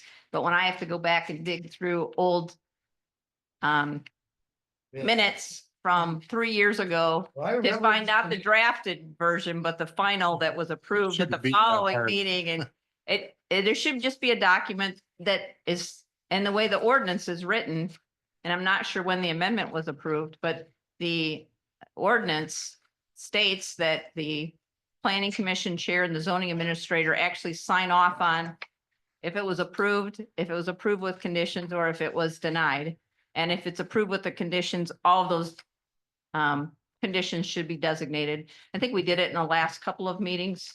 No, So, and I would like them all spelled out very clearly and cleanly, but I would encourage you to listen before you continue to deliberate or ask a lot more questions, to hear from the people and the public. to make sure that all of their concerns are brought before you start trying to figure out resolutions, that you actually hear from the public and then But we plan on doing that. and then do your deliberating and trying to figure out what's in the best interest of the township. But yeah, I would like to see them all spelled out, even the ones from the original phase 1 and phase 2. That's why I included it in my zoning report. And there may be things in there that won't apply. There may be things that you will say, hey, we don't need this item anymore. Or you want to enhance it, or you want to have them come back every 3 years and check in and say, how are things going? I don't know. But I remember the brining being a condition in the first place. Evidently the paperwork didn't make it all the way through, because that was a condition in the first. no, it's a condition. We have a lot of conditions on a lot of special uses in this township, but I can't say I'm going to the John Deere dealer tomorrow to count units sitting out on his property. So but it's enforcing those conditions. That's why if it's in a nice, clean little package, it's a whole lot easier to enforce than to go dig through old minutes. So no, I would like to just update our paperwork. So you have the original conditions, and if there's others, or if you want to eliminate some of them, that would be up to you to do. Okay, any other questions for me? I have, Yeah. could the residents, the owner residents, could that building be separated from the campground as a single unit for sale or leased out to? I'm looking at that 75 acre parcel to be as is. Hopefully in our zoning ordinance, one day we will have a special use that if it's abandoned for some reason and somebody doesn't want to utilize it in this way any longer, that there would be a way that they could divide that property if they wanted to, as long as it met the land division requirements. And they could possibly split off the home. Obviously, the driveway is going to be limited on how they're going to access, because it's going to be at the far northwest corner of the property. And then in recreational zoning district, it would also need 5 acres. I believe there's a designation that in order to build a home, you need 5 acres designated to it. Yeah. And it's considered a campground today. So if they abandon the use and they decided we want to eliminate all this stuff, there's a lot of infrastructure going on this piece of property for them to eliminate it. I would see it being sold before they would eliminate, continuing to do this between the septics and the wells and all the structures. And there's obviously maintenance that needs to be, all those structures need to be maintained, and that might be something else to factor in. Okay? Yeah. Thanks. The private property to the north of you, up against the road there, that's pretty low land, isn't it? Yeah, so you can kind of see this hatched area Yep. on the plan. That's all wetland. And that extends north along So the side. chance of somebody building right there are almost nil. Pretty much, yeah. The way wetland permitting works in the state right now, there's probably nothing going to be built within 400 or 500 feet of the edge of the road. From here, probably almost a quarter mile, half mile, yeah. I just wanted to kind of highlight that so other people understood that. I had a question for you. Down there by the lake, did I see some RV sites in there? Is that right?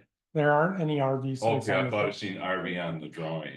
There, we do have, well, Rob, there was an RV parked for a period of time over the summer, but RVs aren't allowed in the campground. Oh, okay, because I seen that was on the drawing, so just curious how many, and No RVs allowed. no RVs, okay. So not even for staff. Well, the one you're referring to is when we got the position, we were tough and we needed something for staff, but not asking to rent those or having people coming and going with those. So we put one in, we got in a real jam, we couldn't find anybody to help clean and had to bring somebody up from down south, and we put them in one just for the summer. So, sorry. So yeah, no, we're not asking for campers to come and go. Okay. RV units to come and go. But is this something that will continue for your staff? We have it on there, right, to ask for that, to have the option of that, to keep one in case we need for somebody for staff. Mhm. I thought we put that on there. Yeah, that's right. Yes, Along with service drive. yes, and that's, we advertise for cleaners and, $30 an hour. I couldn't get anybody to show up to clean. It's crazy. Oh. Had, gotten a damn, tough jam, so I had to bring up somebody from, I know that was in the Detroit area and got them to come for a couple of months, so. You see, we advertise in the, Overheard in Elk Rapids and Overheard in Traverse City. You can clean a dome in under 2 hours and we pay $70 for cleaning of a dome and can't find people that want to work, so. Got a little bit of a position there. So you're saying that you would have just one RV and then when you It's not, have, and it's not for rent. that's not for rent, but also when you have the maintenance, you kind of indicated from the end of October to November 15th, their maintenance, that 2 week of maintenance, and those workers, they could come and with their vehicles and maybe clean while they're If there. that was needed, I'd probably just put them like in the cabins or something for a couple of nights, but we're winterizing next week Mhm. and the company that's coming is out of Kalkaska, so they're not staying overnight or anything like that. Yeah. I was just curious because when I went, I videoed the trailer, a truck with a trailer and an RV and things like that. Right. But it And was, I apologize. There is one that I used for an employee when I got in a tough spot, but then my wife and I stayed in one in July and August, which I'm taking out of there real soon. So Mhm. we became homeless like quick. We thought that was going to be our forever home right up the road there off of Brackett and Bates, and it just changed overnight. So Mhm. we've been staying there and then renting the house for the winter, and that's why we're asking to build a house now because that changed for us. So. We're ready to hear from the public. I believe it. If you guys are done with your presentation, anybody else have any more questions? Does any of the public have any questions? I'd like to speak a little, you guys neighbors? My name is one. You want to go first? You want me to talk? Go ahead. Okay. My name's Eric Gold. Nice to meet you.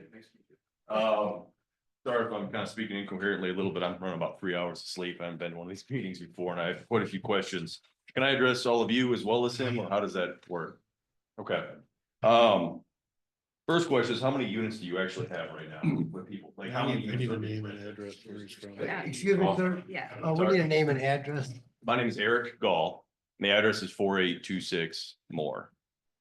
And on that note, just to be clear, to expand on what Deb was talking Please spell earlier, your last name, sorry. Gall. Thank you. To expand on what Deb was saying earlier, there is multiple neighbors around the property. I am kitty corner from this lot. Basically, my southwest corner would meet up to his corner across the road. So I'll just provide a little bit of insight with what's going on there. Anyway, so there's 15 units right now. How many, you said there's gonna be 38? Total. Okay, my first question in that regard is like, at what point is it gonna end? Because you brought up phase 4 potentially, like how many units could there be? And that's kind of where my concerns start to begin. My experience thus far from the last 2 summers has not been a negative one, to be totally honest. We have noticed an increase in some noise on the weekends, but not to the point where it's worth complaining about. My biggest concern is the traffic going up and down that road. It's not been terrible, but there is, to your point, definitely an increase trying to make a left-hand turn on 72. We are finding ourselves more often backed up behind multiple vehicles. So the traffic is to expand on that point, the traffic is concerned as well as the brining that you guys brought up as well. For the most part, from my experience, the brining has been fine this summer. May and June for the last 2 years have been extremely dry, and the brining did not start early enough. I don't know if that's their fault that we're getting dusted in excess and we can fix it, or what we need to do about that, or if it's just a township thing. Nevertheless, those are my first 2 main concerns. I'm concerned about how big this thing's gonna get and what that means for us in the future. He brought up a point about it not being a subdivision, and I do agree that that is a good thing. The problem is, if the subdivision, the people that also live in the subdivision also have a vested interest in the property there. Us as neighbors, we get no input into the guests that are coming to the residents. Now, I'm sure they're high end, I'm sure they're relatively nice, but we also don't know if they're on the sex offender list. We don't know if they're criminals, we don't know what we're getting. So if you're talking 38 units at 2 to 6 people per unit, that's a lot of people that are effectively coming down a road that we don't know who they are. It has not been a problem, but I'm just saying it's something that is a bit of a concern for us as well with a young child at home. The road use, like I said, it has, now this summer, they graded our road far more than they had in the previous summer. I don't know if it's a result of the traffic or the county did it for whatever reason, I don't know. So there may be an increase in damage to the road. We ran into this before at a previous residence I was at. The township approved 2 subdivisions on a dirt road with about 45 houses. Within about 5 to 7 years, we had to have it paved, and it was a lot of money. So I don't know how that's going to impact this road going forward, especially if it continues to get bigger than 38 units. He also mentioned the fact that I'm curious, are you going to live there, or you are going to live there full time? Because you mentioned it being like a manager's house. If whatever's sold, it's the option for them to have. Okay, because my concern is as well that if he's not living there, then he doesn't really bear the burden of the property as well, such as we would off this investment, if that makes sense. But anyways, those are most of the concerns I had. The road, we don't really know what kind of guests we're getting through there. And again, we haven't had a problem thus far, and I don't expect one, but we don't really know. To your point about the duration of the stay as well, I'm not entirely sure to play both sides of that point, whether somebody's there 365 days continuously or whether that thing's rented 365 days. I think you still get the same negative impact potentially. You know what I mean? And as well in the wintertime, I'm a little bit concerned about the road use in the wintertime. But the problem is every time they grade that road, it creates quite a large impact at the end of my drive as well, which also requires me to go back down and grade. So just small things like that I have no uptake. I don't know that it's the campground. Again, they have not bothered me up to this point. But at some point, like at what point is enough? You know what I mean? Is 38 where we're going to stop, or 60, or at what phase are we going to stop adding on? You know, that's my biggest concern. So I guess that's about all I had. So. So that is a valid concern, but we're only, we can never build beyond 38. There's not enough land there. So 38 is the There max. was no phase 4. There will no be, no, There's no no, phase not, four. no. And how it got from phase 1 on the south side to call it a phase 1 and a phase 2 is we just did the first 6 because that's all time would allow. And then we called it phase 2, but technically it was phase 1. So we can never go beyond 38. So The original number was 40, right. You reduced from that. So technically 39 if we're Originally, counting you the only house. go to 40. 40, correct. So you were only allowed 40 and you can reduce that. Reduce that, but it's a valid concern. We're never gonna go to 50, 60, 70 because then we're in violation of you guys, which you approved, so. Anybody else in the audience that speak? I guess. Name and address. Your name and address, please? Yes, Steve Kergier, 4505 Moore Road, 4505. 4505, And how do you spell your last name, sir? CRIGIER. Thank you very much. Oh, it's actually kind of up here on the site plan, but just looking at the diagrams online there. I thought I saw one plan with driveway in its current spot and then one with it a little closer to the south. Is it staying where it's at? Cool. And then my other question would be, with, what are your current quiet hours? 9 o'clock is what I have now. Okay, cool. I guess just maybe a concern with going year round. We got 2 young kids at home. So the, kind of the bulk of, your new season when they're in school, just, it's usually early to bed, early to wake up. So, maybe adjusting those back just a little bit would be Yeah, we super could do cool. that. And what could, if they approve year round, should they? Yeah. Oh, sorry. For sure. So if we were approved to go year round, have that option, again, the domes cannot go year round. It would be the cabins that are close to the pond on the far western side, so almost a good half mile, almost 3/4 mile from where you're at. And then if on the north side of the property, quite a distance from you. So the domes that kind of around closest to you, they can never go year round. Okay, Okay, cool. so good. Yeah, even just like maybe leaves off and westerly wind, but anyway. Sure, yeah, sure. Just a small concern. But if it's winter, you want me to, I have no problem saying, because it gets dark at 5 o'clock, or what's called. That's right. Quiet time, 7 o'clock. Thank you. Anybody else have any questions?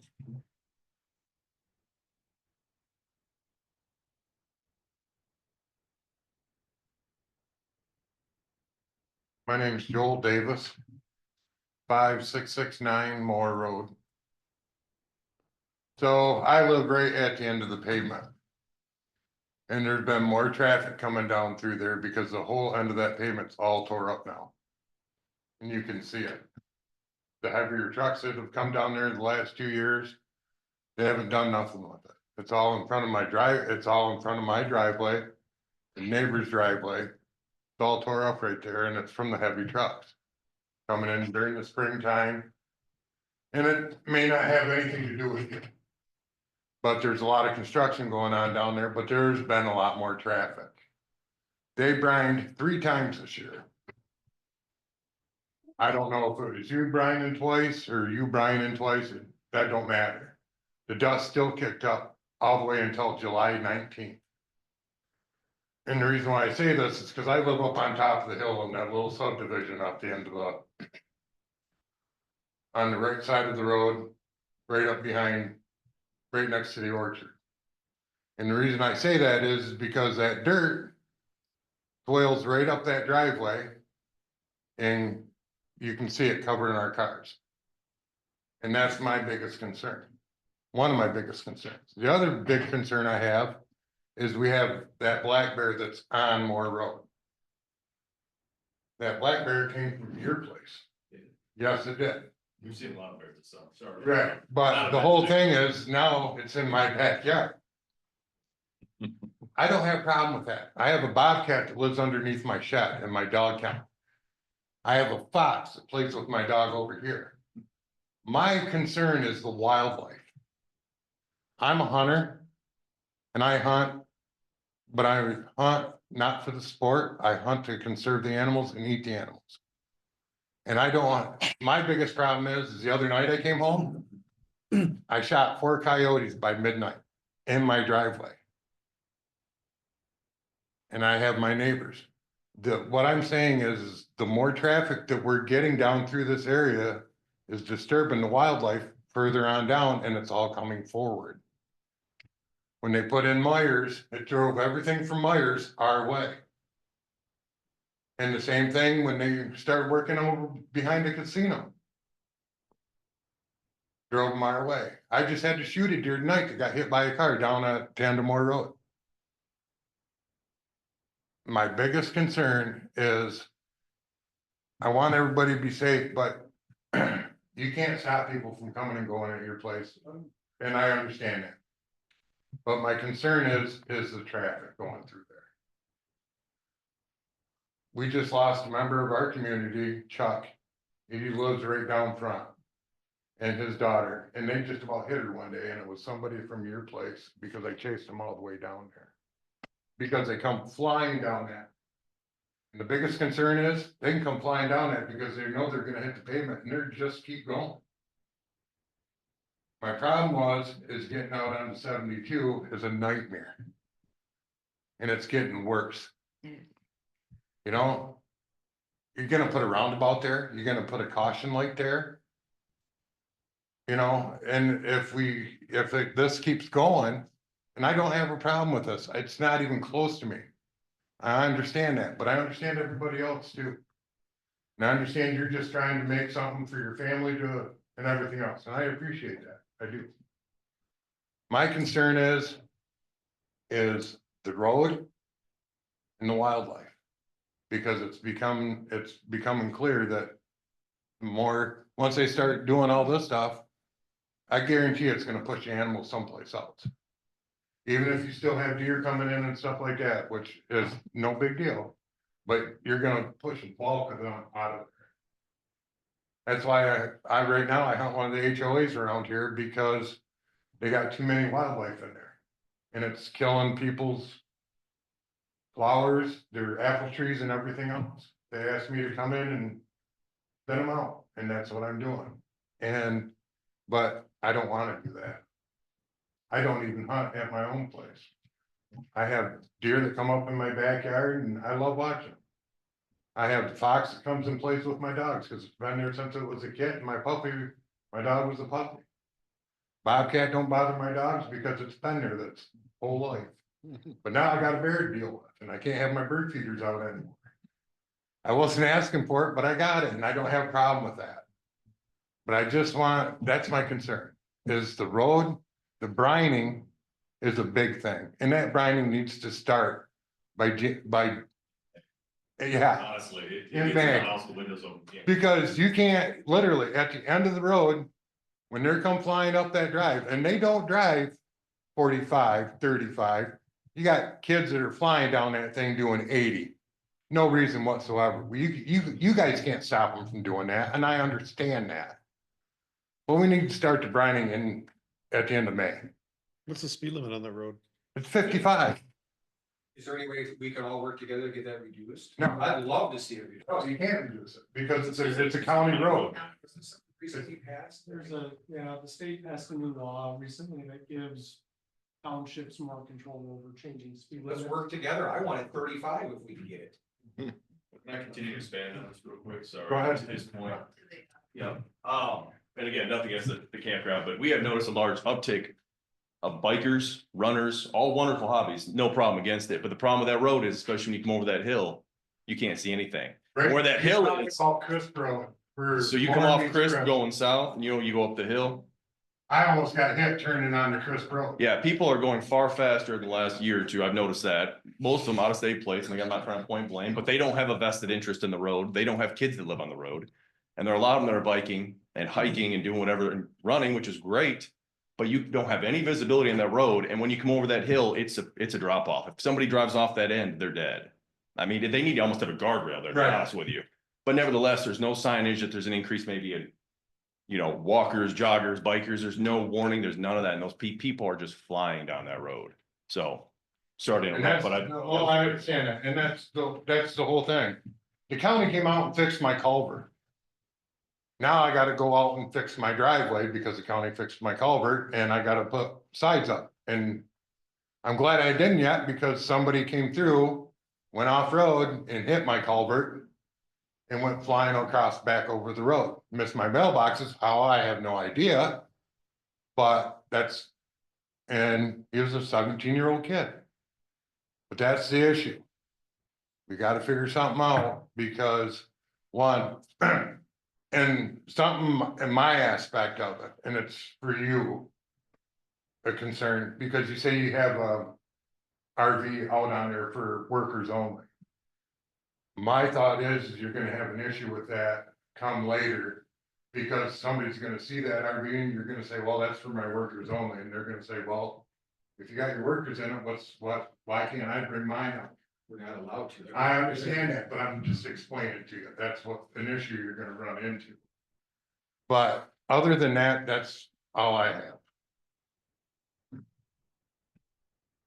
So when I was in a meeting with Dusty a month or two ago, can you expand on that? So can we work with the township and try to get the speed limit reduced there? Because I would love to see it 40, 45 through there or 35. I don't know the ins and outs of the new regulation. The speed limit change regulations in the state used to be, up until this past year, you had to submit your request to the state police down in Lansing, and they would do a speed study.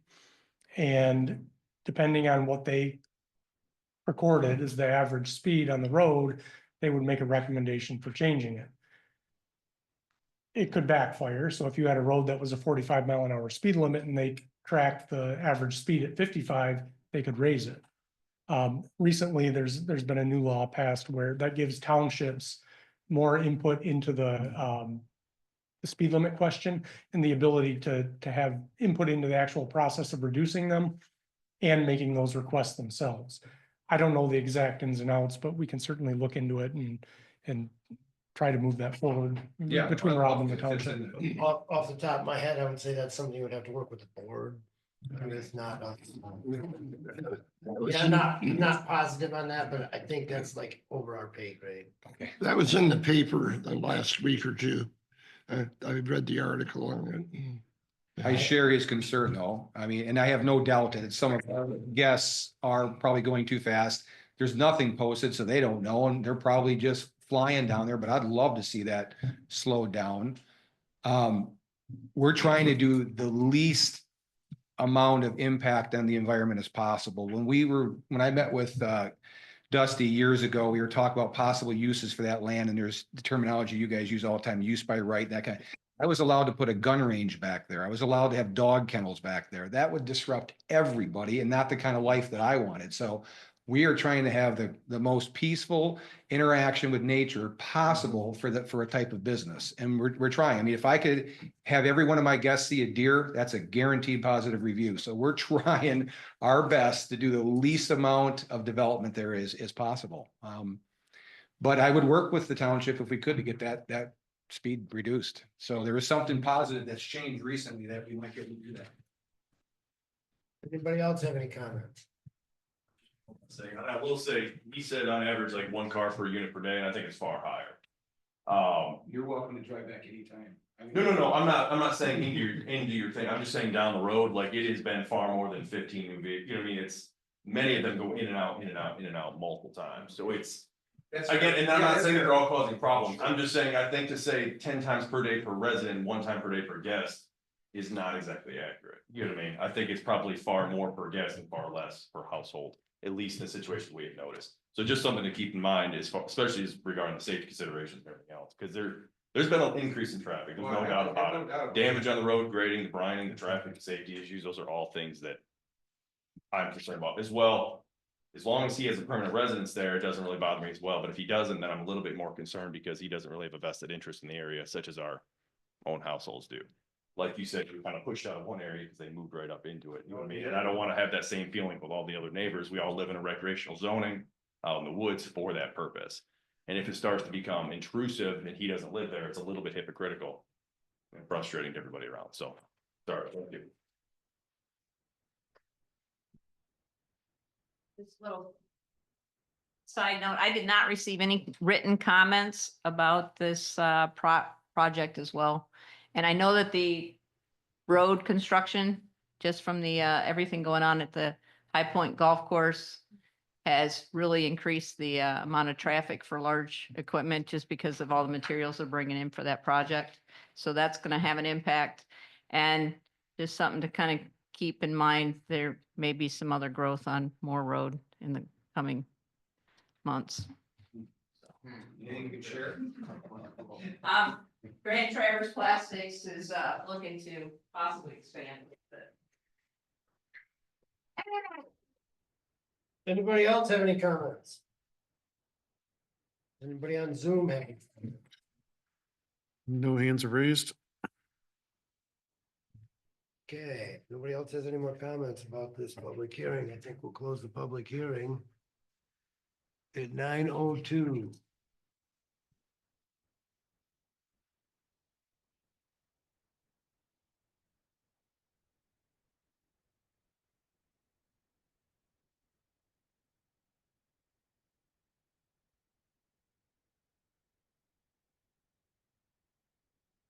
Yeah, next thing on our agenda is approval of the minutes from the October 2nd meeting. Oh, we have to We have, We have to discuss this we have and to discuss deal with it. what we're gonna, whatever. I just had one thing I wanted to discuss about, I guess, to talk about the issue of traffic.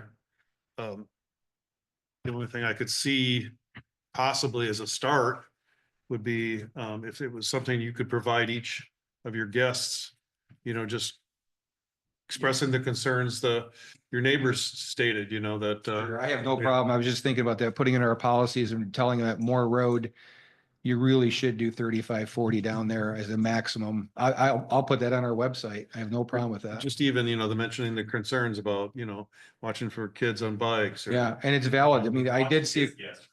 I didn't interrupt you watching your guests. That's my other concern with the safety, because they are the ones that ride bikes that are gonna get hit. Yeah, no, More well, so than the local residents. and I'm listening, and I think I'm gonna throw that in there and just say, look at, It might not be posted, but people can do 55 down there. We don't suggest it. We're asking you to stay at 35, but please, there's other trails that we can direct you to ride your bike and not go on more road. Cause I don't want to see anybody get hurt from one of my guests either, anybody get hurt. So, no, I would be willing to do that. I put it on our website, put it in the policies. Like I said earlier, when somebody gives us a reservation, I send them a immediate thank you for making the reservation, but then I'm very clear in our noise policy. And then I also tell them about local attractions, but I'd throw something in there for that too. Last thing I want to do is see somebody get injured. That's a start, something to think about. Well, I think we really have a lot here to discuss yet in this.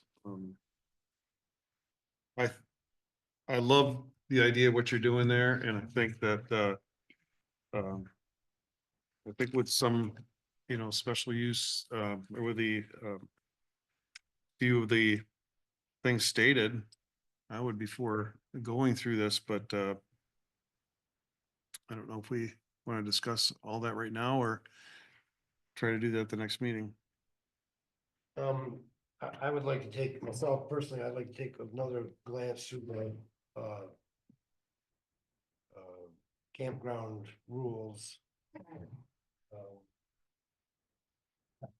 I too very much like what you're doing. I think we should take another quick look at the campground rules and make sure that everything you're doing it's within what we're allowing. I think everything that we've discussed so far, you've been okay with, right? When we talked about the brine, which has already been mentioned, the limited stay, use permit for each site. Maybe stipulate, no RV rental space. Can't think of it. There was a couple other things, weren't there? Go ahead. Randy. But I mean, you haven't seen, you don't have any Yeah. issues with that stuff. So, So I would suggest that you have a list of findings as well as conditions. And that's actually what's called for in the state zoning act, to actually have that written out ahead of time in the packet for your consideration and edits during the next meeting. And then any changes that they want to make to their site plan could be presented at that time, and then you're clear on what you're approving. that's what I would suggest. One question I had too, like, is the maximum amount of living units that you will have, is that going to be 38 or do you? No, it's 38, and if we ever had to change it, we come back and ask you. Yeah, so we could stipulate that as, Never go beyond, there's not enough space to add more. yeah. And I'd be honest with everybody in this room, I don't know if it's ever gonna get to 38, because it's cost of capital is so expensive right now, and hopefully, but it just depends on demand, so. Does, we have to make a motion to basically stipulate whatever we already said, and have that ready for our next meeting? So is Mike making a motion? Is that what you're? My question is do we need to? Yeah, I don't know that we need to. I think that should just be part of the agenda for next meeting. Compile whatever information we think we need and that have a list of the conditions that we think we'd like to see and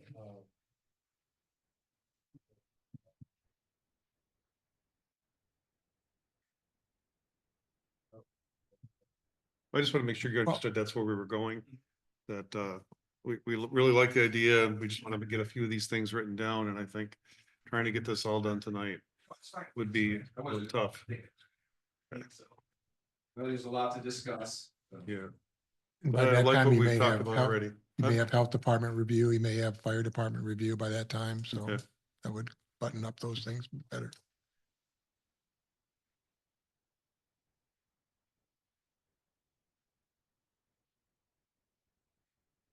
so let's put together a list of conditions that we think we should talk about at the next meeting. The brining of the road, be Yeah. one. Okay, if I list them out here, because I've got some of them listed and Yes, so be yeah. it for the minutes here. Yep. So, brining, limited stay, use permit for each site, RV rentals for space for rent. And then I think, No events. No events outside of the guest that at the pavilions. That was my understanding. Just not that we would need it, but if you could keep a guest registration record for like 2 years and with any, My office already does. yeah. We collect all the emails. And then if there's any complaints, if you could just, keep track of those.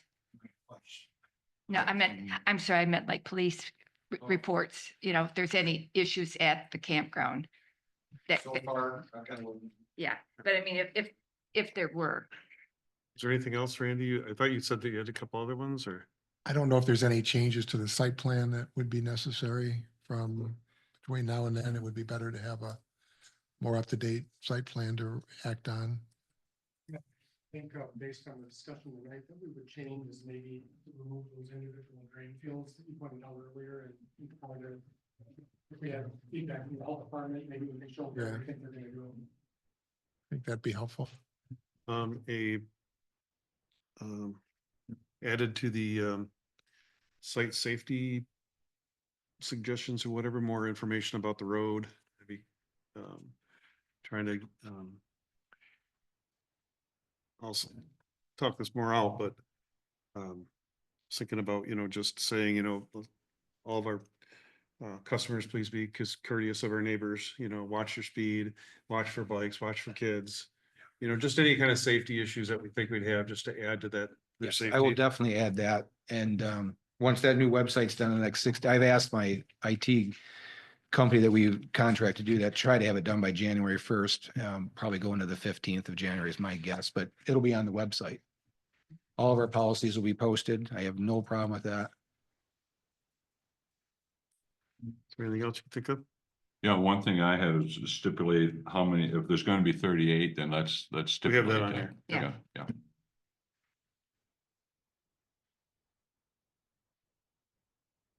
You had a I have land use 7 permit for things. each structure, What's that? a land use permit Yes. for each unit, right? Yeah. Yep. And the length of stay and then the time of operations. Now, did we resolve the year round? Was it gonna be year round or go to the open, I think it was April to November? I think they're asking for the year round. For the year and- round. is that Strictly correct? for the cabins though, not for the Okay. domes. And I think as long as we limit the stay. That's right. Then Limit the stay, I think. I think we'd be comfortable with that. What is the lifespan of a geo? The frame itself, they are rated for the same as a commercial building. What's it, 115 miles an hour for 6 seconds? Yeah, It's the membrane, the skins that we'll probably have to replace, probably, they say 10 years. I'm figuring 6 to 8 years is my guess. Yeah. So the first generation membranes did not pass the fire standard when they held us to that. So we had to change those out. That was good experience for us. We were able to change 4 in a day with a crane. So Wow. we can do it pretty fast. So. that's great. So, yeah, and would there be at any point in time that you would think to take those out nearest the road and put in cabins there? So, It doesn't, well, anything could happen. Yeah. Not in my lifetime or my plans.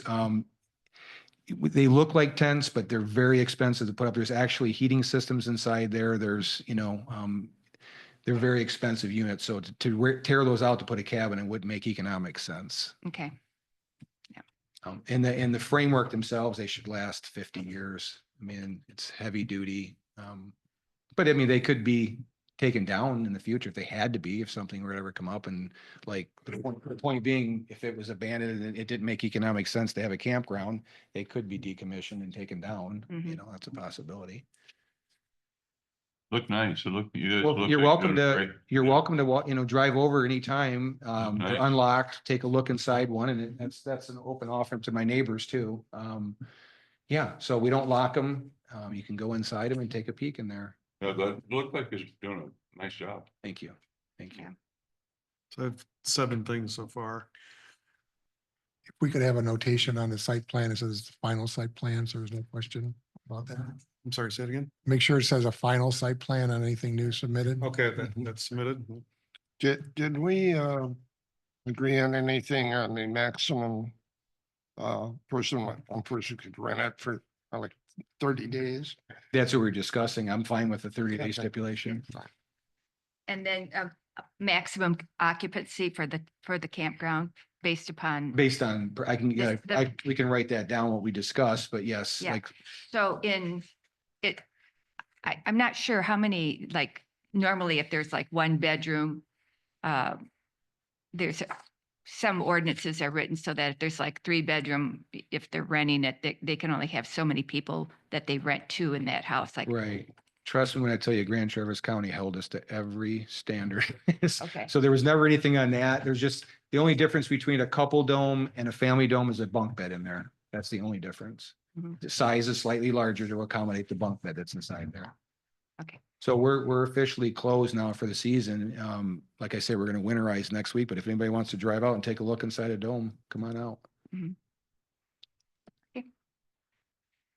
Okay, so for next month, I've got, you guys are gonna have a new site plan with possibly the new area of the septic fields. With the same final draft or final approval. And then we have the 7 stipulations that we're talking about, and I'll just go over them just so, you know. Safety for the roads, in your literature and, to your customers.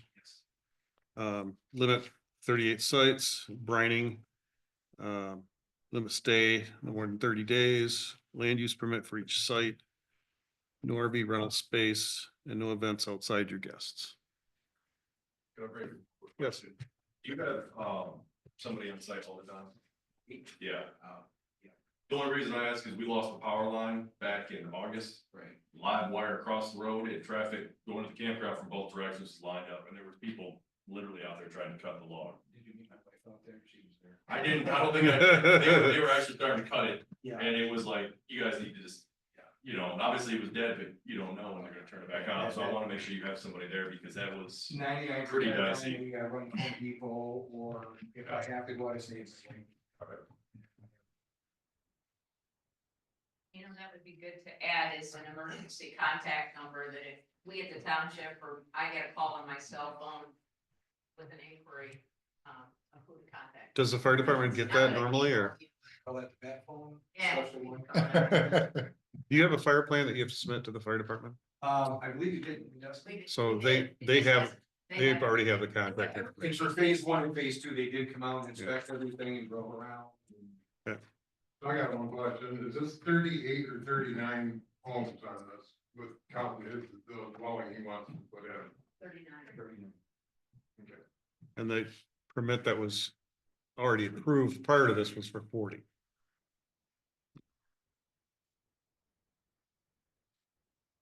Sorry, Mike, is there anything else? Does that sound all right? Sounds like we've got it covered to me, that everything we discussed. And you may come up with more while you think about it over the next couple of weeks too. So don't feel limited to that list. That's all I'm saying. Don't feel limited. Is there something that you're thinking of that we're No, I'm not? sure it's fine tonight, not sleeping, think of something. Like bear spray needs to be at every location. That's coming to mind right now. Anybody see the movie with Chevy Chase in it years ago where he's trying to sell his house and he says, "Release the deer"? Does everybody remember that movie? Boy, I wish we could find a way to do that. I want deer all around there, so. Well, if you get enough money, I'm sure there's a way. Hey, go down to Stanwood and buy a bunch of them. Buy a bunch of deer. I think we can move on then unless, So you're basically taking no action then, right? Yeah, we're not gonna take any action on this tonight. We'll move this to the agenda for next month. Unfinished business. Yeah, into unfinished business. And we'll move on with our agenda for tonight. thank you very much. For your time. Appreciate Thank you very much. Thank you. Well, I wonder where that, man. That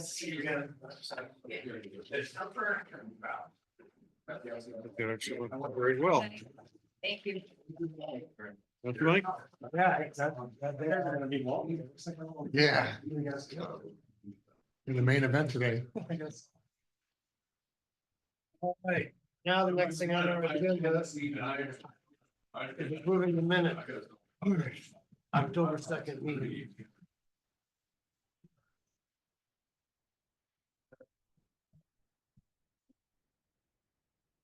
Stuff, man, it's all messed.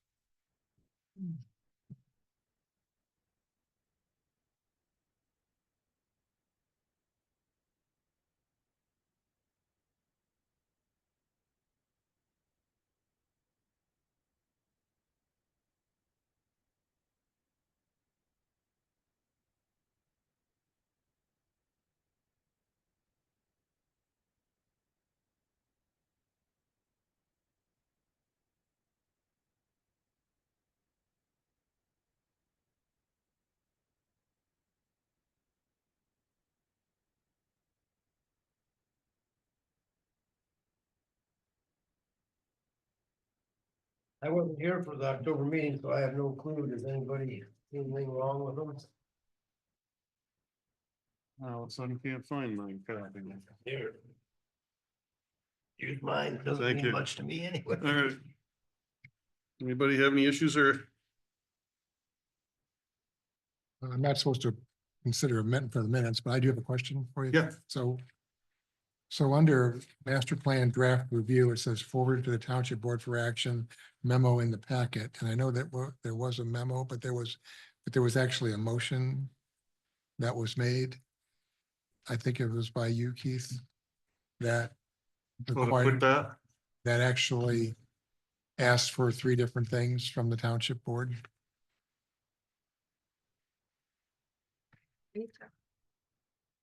No, Okay. no. So it looks like, Okay. I'll have to go back. so, and- so I think there's actually a motion that's attached to that item. Because that's what I have from, Okay, boy, it says September.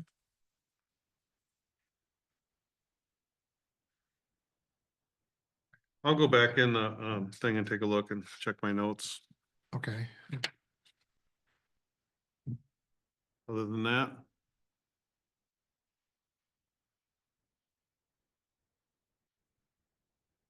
I can bring it back next month with a correction. To correct these minutes. Yes.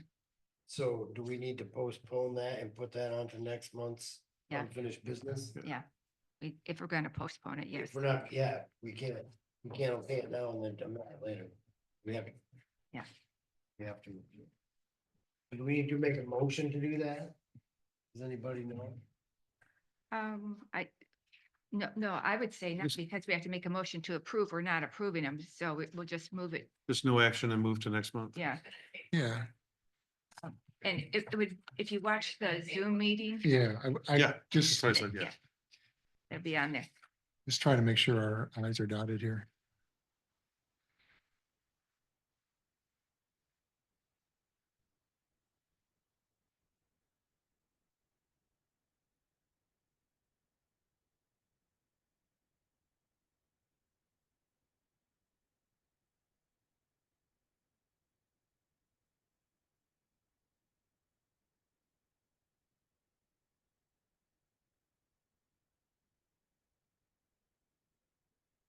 Okay, I just put no action, move to next month with corrections.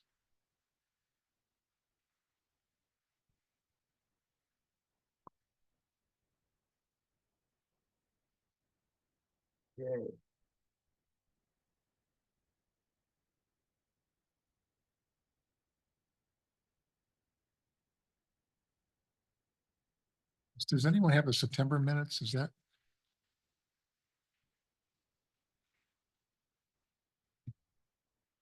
Timmermans, I think were already approved and.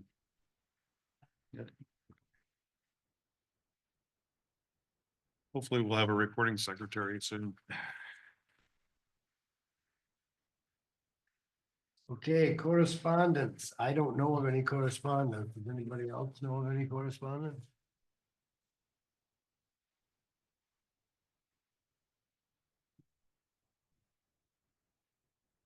So we'll move on to report. Deb, how's about your zoning administrator report? October was a pretty busy month. But I don't know if you have any questions about different things that are going on. I did attend a couple of meetings during the month of October. I went to a Tip of the Mitt watershed. I actually included it in the package. It's called How Can You Be a Good Watershed Neighbor? And different things that people can do in regard to septic system maintenance, reducing your nutrient and waste input, green belts, rain gardens, that type of thing.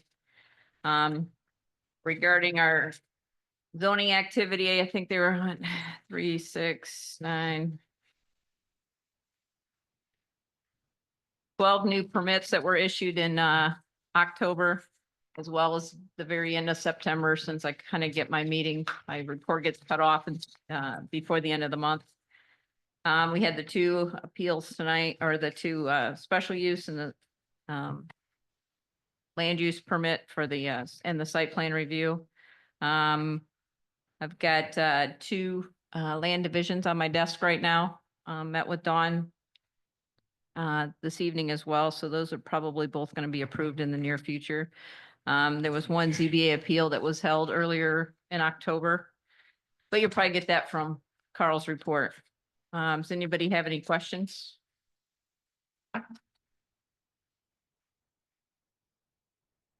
I also went to a class. I took a land divisions class that was offered by Michigan State. I did that couple Tuesdays ago. Turned my certificate in for my personnel file to the township clerk. So that's all I have.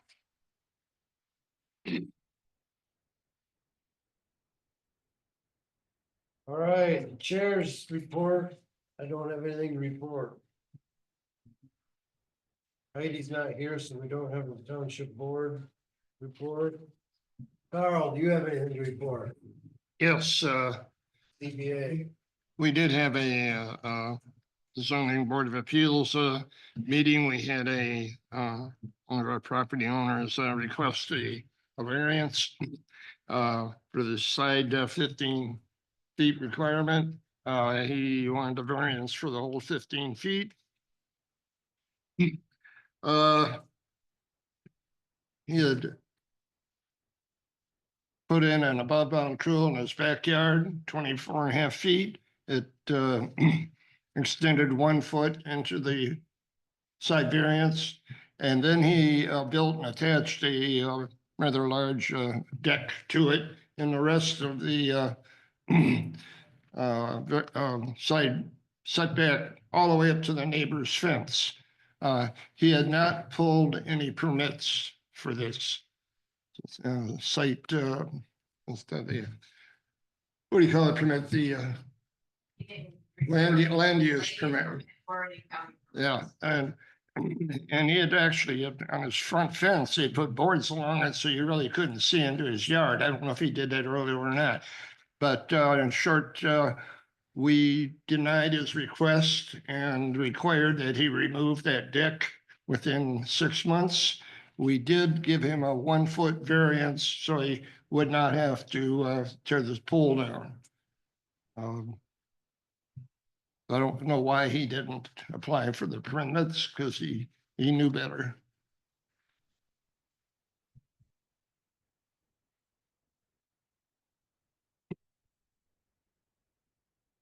Okay. Takes care of reports. Moving on to unfinished business.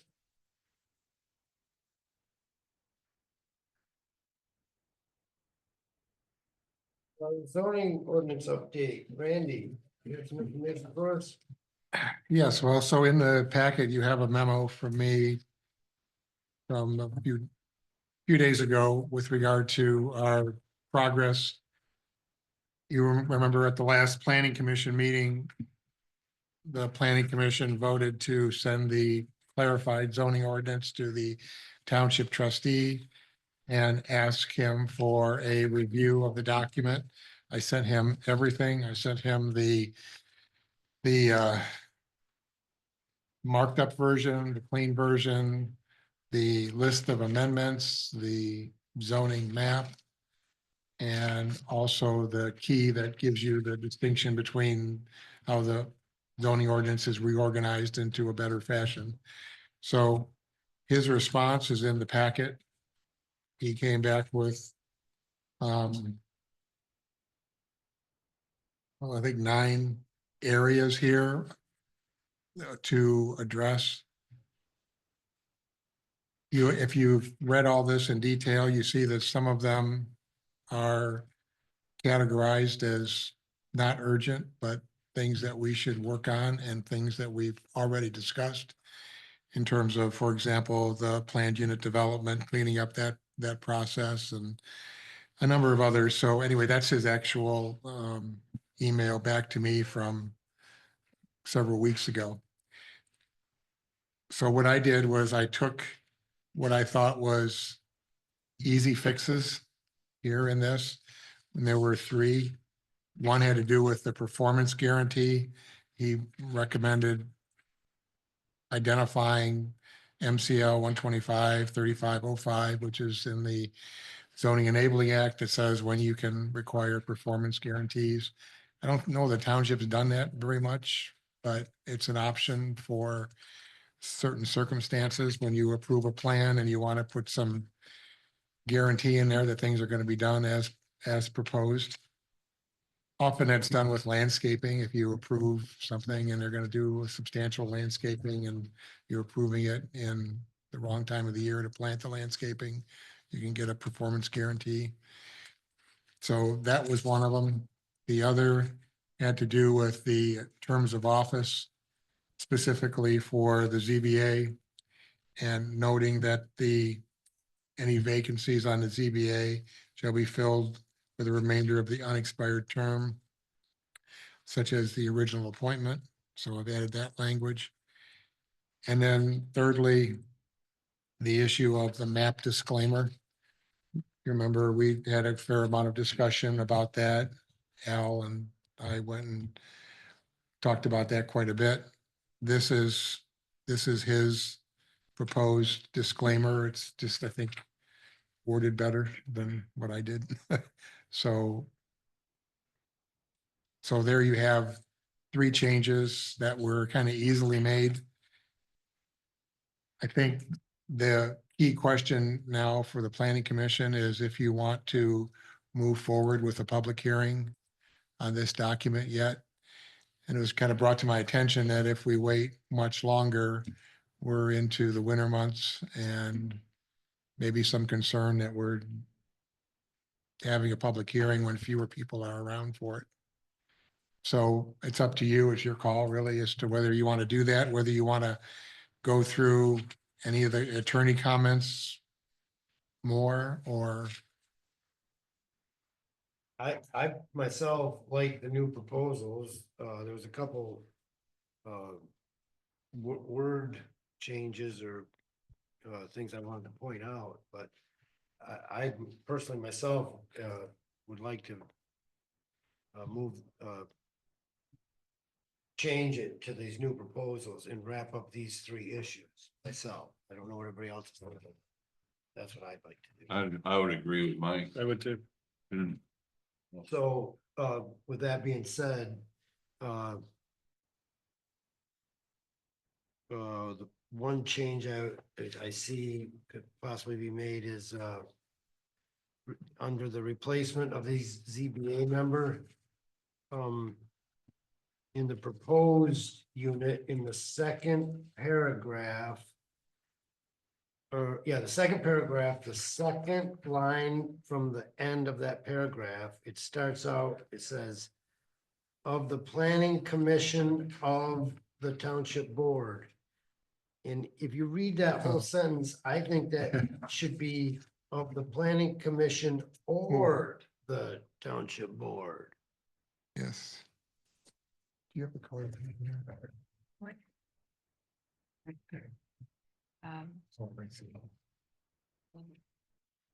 Yeah, good catch.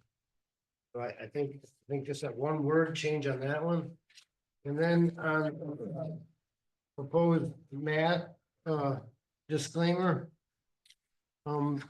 This, the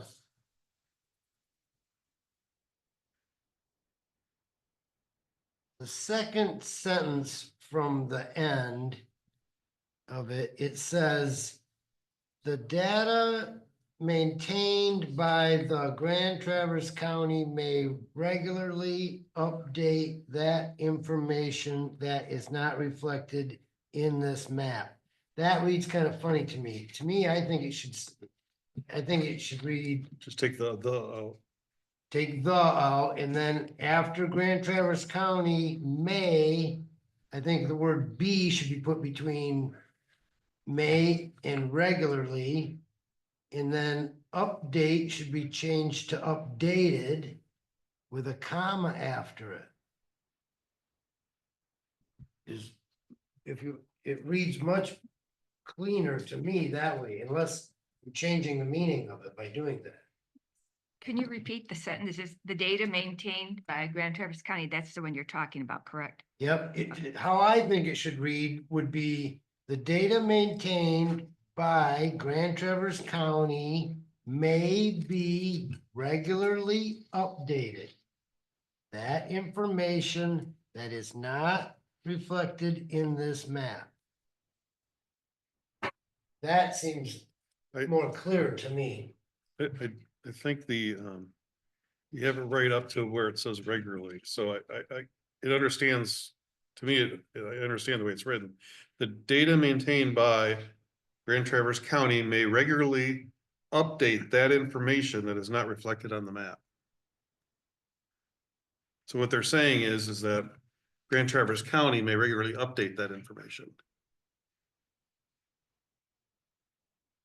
I mean, it's wordsmithing, so I guess you Take could. the word that out and just update information that is not reflected in this map. So if you take that out, then it reads, Well, they're talking about that information that's previously talked about, so I don't know, this is an attorney's wording, so I don't think we wanted to mess around Well, much it with does- that. still doesn't, I think we could change, like Mike said there, it sounds better. think we if take the out. We take, yeah, that Yeah. needs to come out for sure. Yeah, And I think just leaving the rest of it. All right. So getting rid of the word the. Yep. and then the other part was the individual parcel data is maintained, take the out of there, Grand Traverse County GIS. Yes. part. Okay. Two does that come up.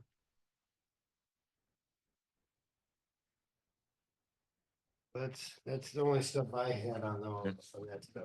And I'd like to see us get these changes made and send it forward, and then what do you guys think about the public hearing next month for that? Are we already losing winter people, or do we still have? Are they Oh, still yeah. here? Are we still including them? I think for October, we still have them. Couple of my neighbors are gone.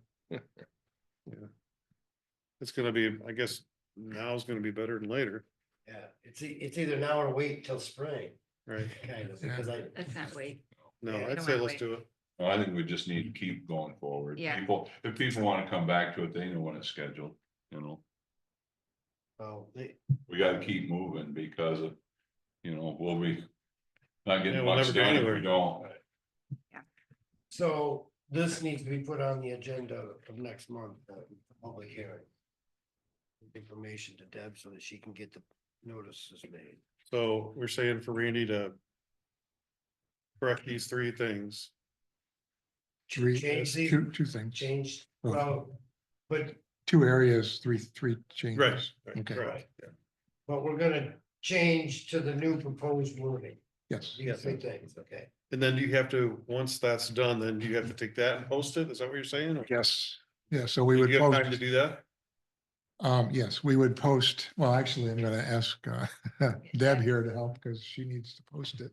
Yep, I can Right. help you post it. Sure. You Yep. need information, I'll post it. All right. All And then right. I would run that past our attorney again, that we're gonna proceed with a public hearing to let him know with these changes and then that would be the zoning text. I mean, it would be the marked up version, it would be the clean copy, it would be the zoning map with the change in that. And I don't think we need a list of amendments, but we need probably the cross-reference just to help people if they were looking at the ordinance and wanted to correlate what's in the existing versus the new. Because the section numbers are changing.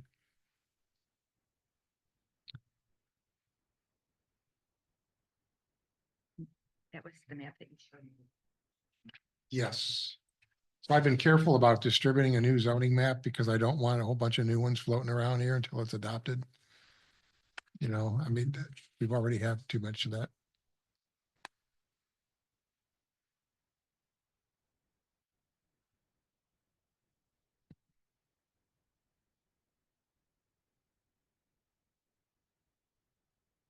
So it would be a public hearing just like we had tonight, except on the zoning ordinance. Any resident could come forward and make comments, what they like, don't like, whatever. We have to vote I on mean, that? I think we did a substantial job in trying to make sure that changes are minor. I know Al, thankful to you to go through the whole ordinance and mark it up and all 200 of the changes or whatever. That took a couple days. Yeah, I bet it did. I bet it did. And so, All right, Randy, would you please read through the list of stuff again that we need to have? okay, so I think we should be posting the red line version of the zoning ordinance, the clean copy, the zoning map, and the table that cross-references the old version to the new.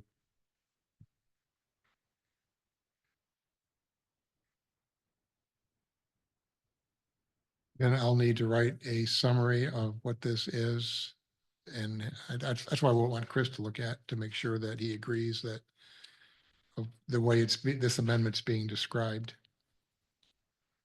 Because there'll be a legal notice in the paper that says Whitewater Township is considering this amendment. This amendment does this.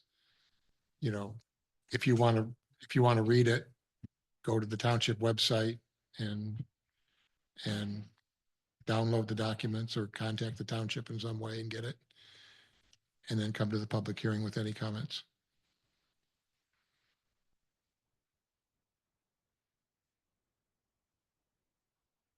This, and that's just for the zoning, this is zoning ordinance, not the whole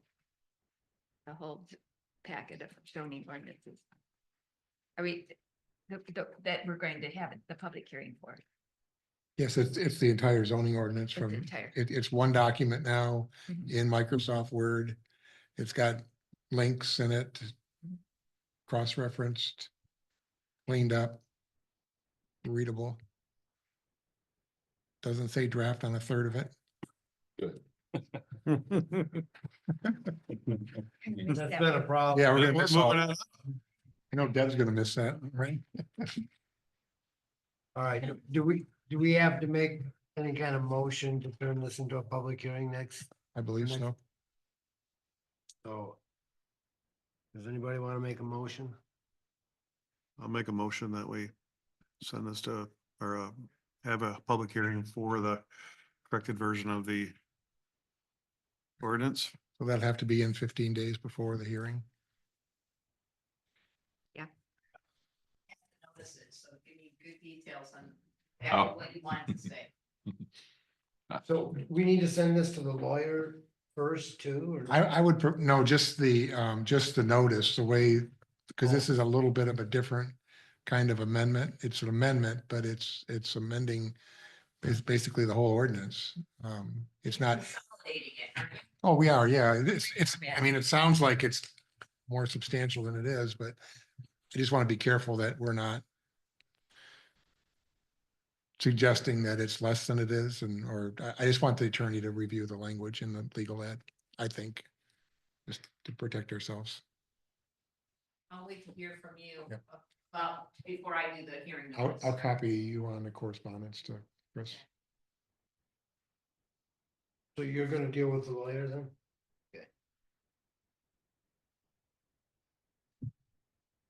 I would second what Keith said. Thanks, Al. Do we do a roll call on it? Farm up the dates on this too. So December 4th would be your next board meeting. Our next planning commission meeting. It's gotta be noticed 15 days prior, so figure 19 days prior to the 4th of November, or of December. So I need this by the 14th of November, so I can get it noticed in the paper that by the 19th, okay? So by the 14th of November, I need a response back from the attorney to me, so I know what to notice, and I will get it noticed within the 15-day period, okay? Yep. So that's our deadline, the 14th of November. And if we can't get it noticed by the 14th or back from the attorney by the 14th, this is gonna get pushed to a later date or a special meeting, Right, okay. okay? All right, roll call vote. Carl, Yes, Al, Yes. Denise, Yes. Mike, Yes, Keith, yes. All yeses.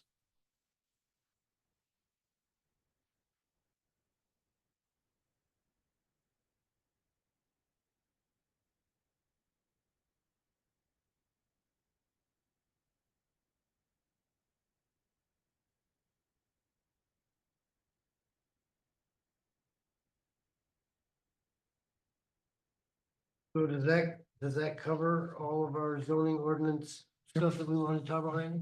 It does, Uh, Master plan update, we don't have a new master plan update.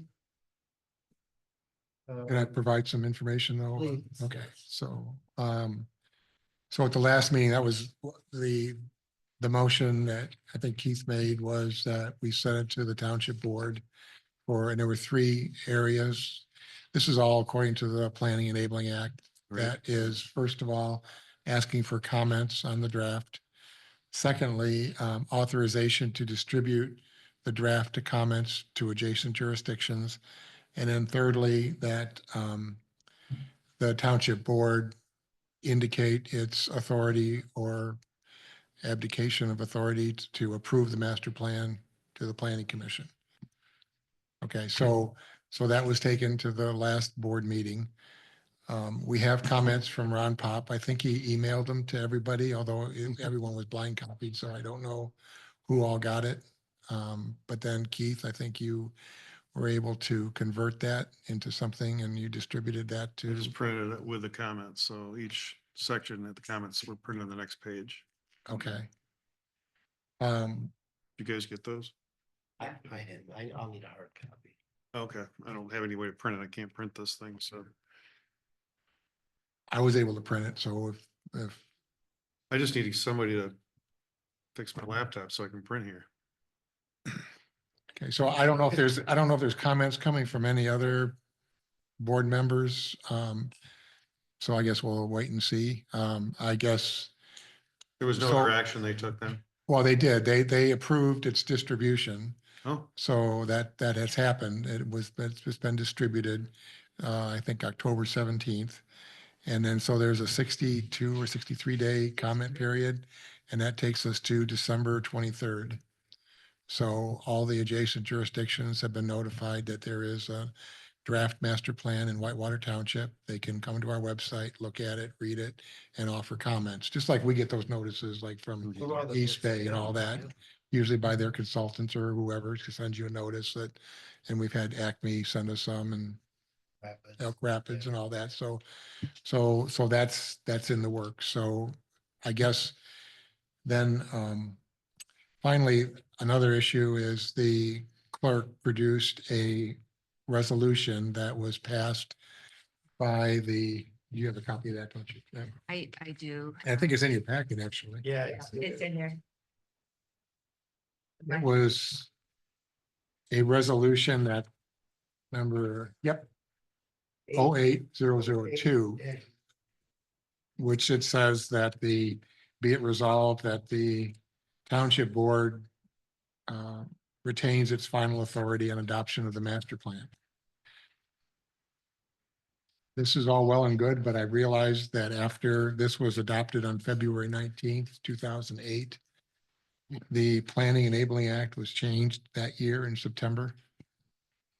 So I don't know that this resolution is still appropriate. I don't know if the old act versus the new act, if there's anything in here. So I'd like to have the attorney look at this as well and see if the new board needs to revisit this. Not so much of the outcome, but just make sure that all the whereases are appropriate in this thing. So there's that. And I don't know what happened in 2015. I mean, this was 2008. I think there was a master plan done in 2008 or thereabouts, or 9, somewhere around there, but there's no mention of it in 2015. So I don't know what happened or what was done or not done to meet the Planning Act, which obviously was in place then. I also need to mention, okay, so we have the comments from Ron Pop and like potentially other comments.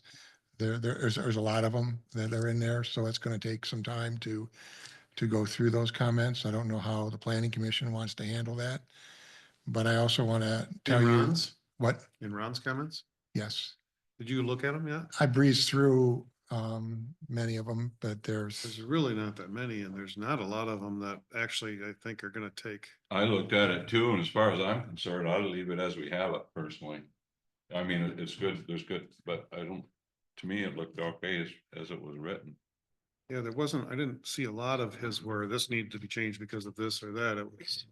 well, there's stuff in there that says danger or something. There's there's some highlights. I can't. There's, I think, a couple maybe corrections. Well, and that's another issue. There was one of the corrections that was highlighted had to do with statements about the road commission and the funding for roads. And if you remember, Gary Buskowski from the ROS committee was really interested in that and dove into that pretty substantially and offered language that I think that Ron is questioning. So I reached out to Gary, and that's why I think I exchanged that email with you about Gary Right. getting access to what Ron's comments were, so he could help us respond to it. Okay. So. Would So we- there, Yeah, would we not consider his comments along with all of the other public comments? Go through all of the public comments? well, We should consider his, just like everybody else's, if we can get his done and out of the way. Yeah. Before we get another whole pile on our table, Mhm. I don't have a problem. I mean, I think there's a potential that we could have a lot of comments from a lot of people Mhm. throughout the public hearing. So if we can deal with Ron's before the public hearing and get it done, I would suggest it's a good thing. It's that much paperwork, we've done it through Mhm. his comments, we've discussed them, Okay, we'll move on to the next person. My suggestion is that I don't think there's gonna be a lot of changes in it from his remarks. Right. And I've already started taking his and putting it into a sheet so that as we get more stuff, if we get comments about the same item, they'll be together. So we're not, trying to make changes to the same thing 2 or 3 times, maybe. Maybe we won't get hardly anything. I don't know, but Yeah, right. my suggestion is that maybe we do wait. yeah, I can start tabulating this stuff as we go, and then we can all sit down with, one section and say, this is everything in this section. It's not a bad idea. It's just a suggestion. that's what I was considering, that we get all the comments on each step along the way. And if there's only Ron's, it's just Ron's, but if there's like 5 people, we would talk about it a little bit Like more. commonality to them. Yeah. maybe, and If you could just make sure that I get those. I've already got most of Ron's already listed. Just add those to it, and if we get more comments. Yeah, Sounds like a plan. Yeah. so there's one other wrinkle to this here, and that is that because of the outcome of yesterday's election, I'm going to be a trustee starting in a couple weeks, and I think it's problematic to have a consulting contract with the township and be a trustee at the same time. So I'm going to cancel that. There's a clause in there that says that I can either party can cancel the contract at any time, so I intend to do that. So there isn't a conflict, but I understand you have somebody else in mind. I do. I have a couple entities in mind and we can help move things forward, but ultimately the solution's another person that. I had a question for you, Randy, for the board rep. Have you guys discussed, or would you be willing to be the board rep? I would be willing to do that. You know, it's a board decision, obviously, so I can't speak for the whole board. But that makes Yeah. total sense, so. It makes Yeah. a lot of sense to us. I think, I think we should highly suggest that. I think we should. When they have their first board meeting, they'll probably go through all the administrative appointments and Yeah, we'll leave it up to them. The new, I don't know, I might try to be there the first meeting. yeah. Welcome. Make couple suggestions. So you're when you recommend somebody else, you'd be recommending them to the board, not to Yeah. us, right? Yeah, the contract's with the board. Right. Yeah. So I think there's options that we can. I mean, obviously the bulk of the work is done on the master plan and the zoning and, I mean, there's a lot more zoning work to do, don't get me wrong, but Right. I think we can work with somebody to help us get through the language. There'll be and- smaller chunks at a time. Yeah. Yeah, the idea is to. So. That's all I have. Okay. So, no new business. The next meeting is the 12th of December. What? Fourth. Oh, she's yeah. Well, the 4th of December. And that puts us back to public comment. Anybody in the house like to make a public comment? You know, I knew I would think of a couple more things. Going back and add this, something to consider. Lighting never came up with regard to the property out there. And I don't know if there is lighting or if it's, I mean, in the summertime, it's not a big deal because it stays daylight a lot longer, but I didn't see anything about lighting. Path lighting, Is there anything in the original one? I'm just throwing it out there. Something to think about is lighting. Another thing to think about is hours, and what their quiet hours are going to be. And if they make any changes to their rules, that they make sure that they update that rules list with us, with the township. And I don't know how, or if this is something you want to consider. There's a lot of activity going on Moore Road, obviously. There will come a day where people will be in this room in mass quantities wanting that road paved in some way, shape or form. So if there is a way that, due to the fact that this is a commercial campground, that in the future, there may be a need that they may need to bear a little more financial burden if that roadway were to be paved rather than burdening the residents who may own 100 feet, but based on the footage or the acreage, I don't know. But just something to think about. Anyway, that's my comments. Or volume of traffic produced by the businesses versus the number of residents along the road. Maybe. Pretty good too.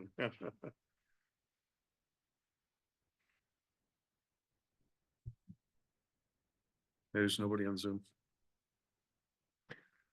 So there's no comment in the house and there's nobody on Zoom. Deb, you said lighting, what was your other? The road.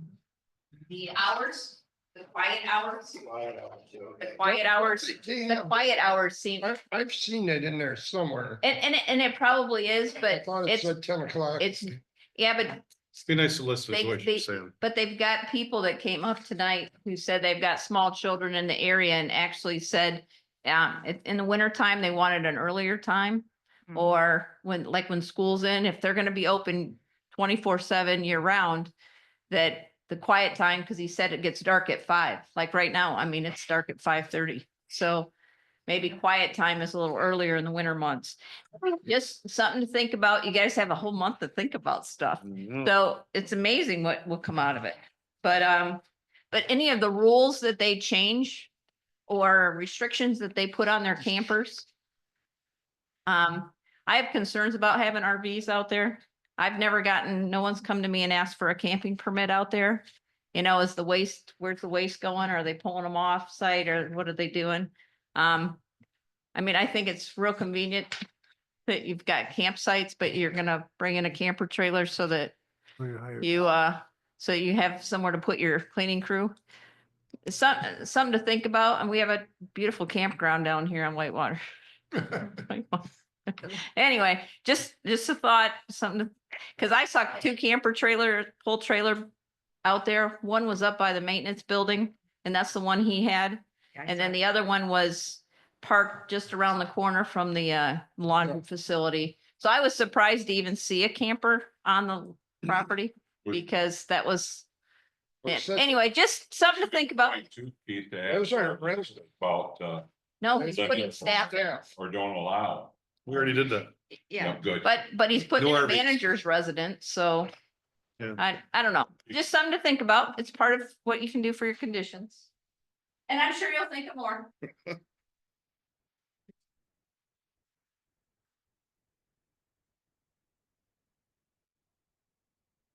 So we have no public comment. Well. Yeah, I got Dennis, you, I got you on there. No more public comment. There you go. Is there any more comments from the commission? Anything else we need to discuss?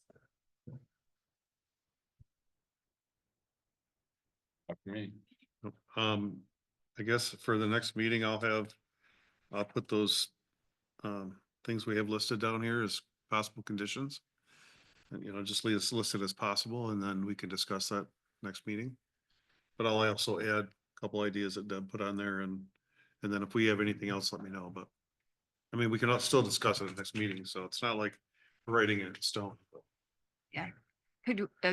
would it be possible for us if we had something else that we thought of to just send it to you and have it put on the Yeah. agenda list without discussing it ahead of time? We just send it to you. Yes, Yeah. yeah, and I'll just put it on there as a possible.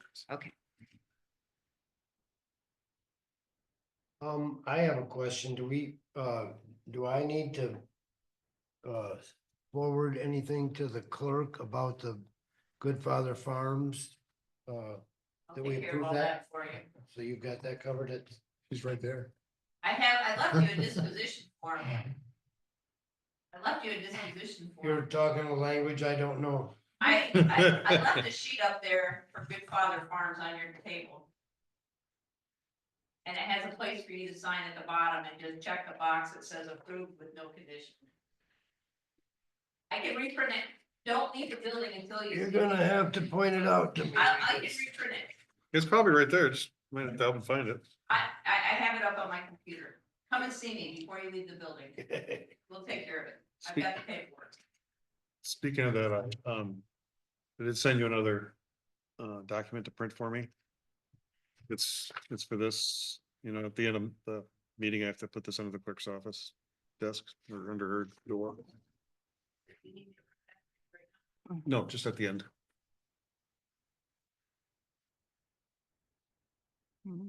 So if nobody else has any comments, I think we're looking for a motion to adjourn. I'll make the motion. I'll second it. We have to do roll call for adjournment. Go Yeah, we ahead. have been. Just what we can do it. Okay, there's nobody on Zoom. All right.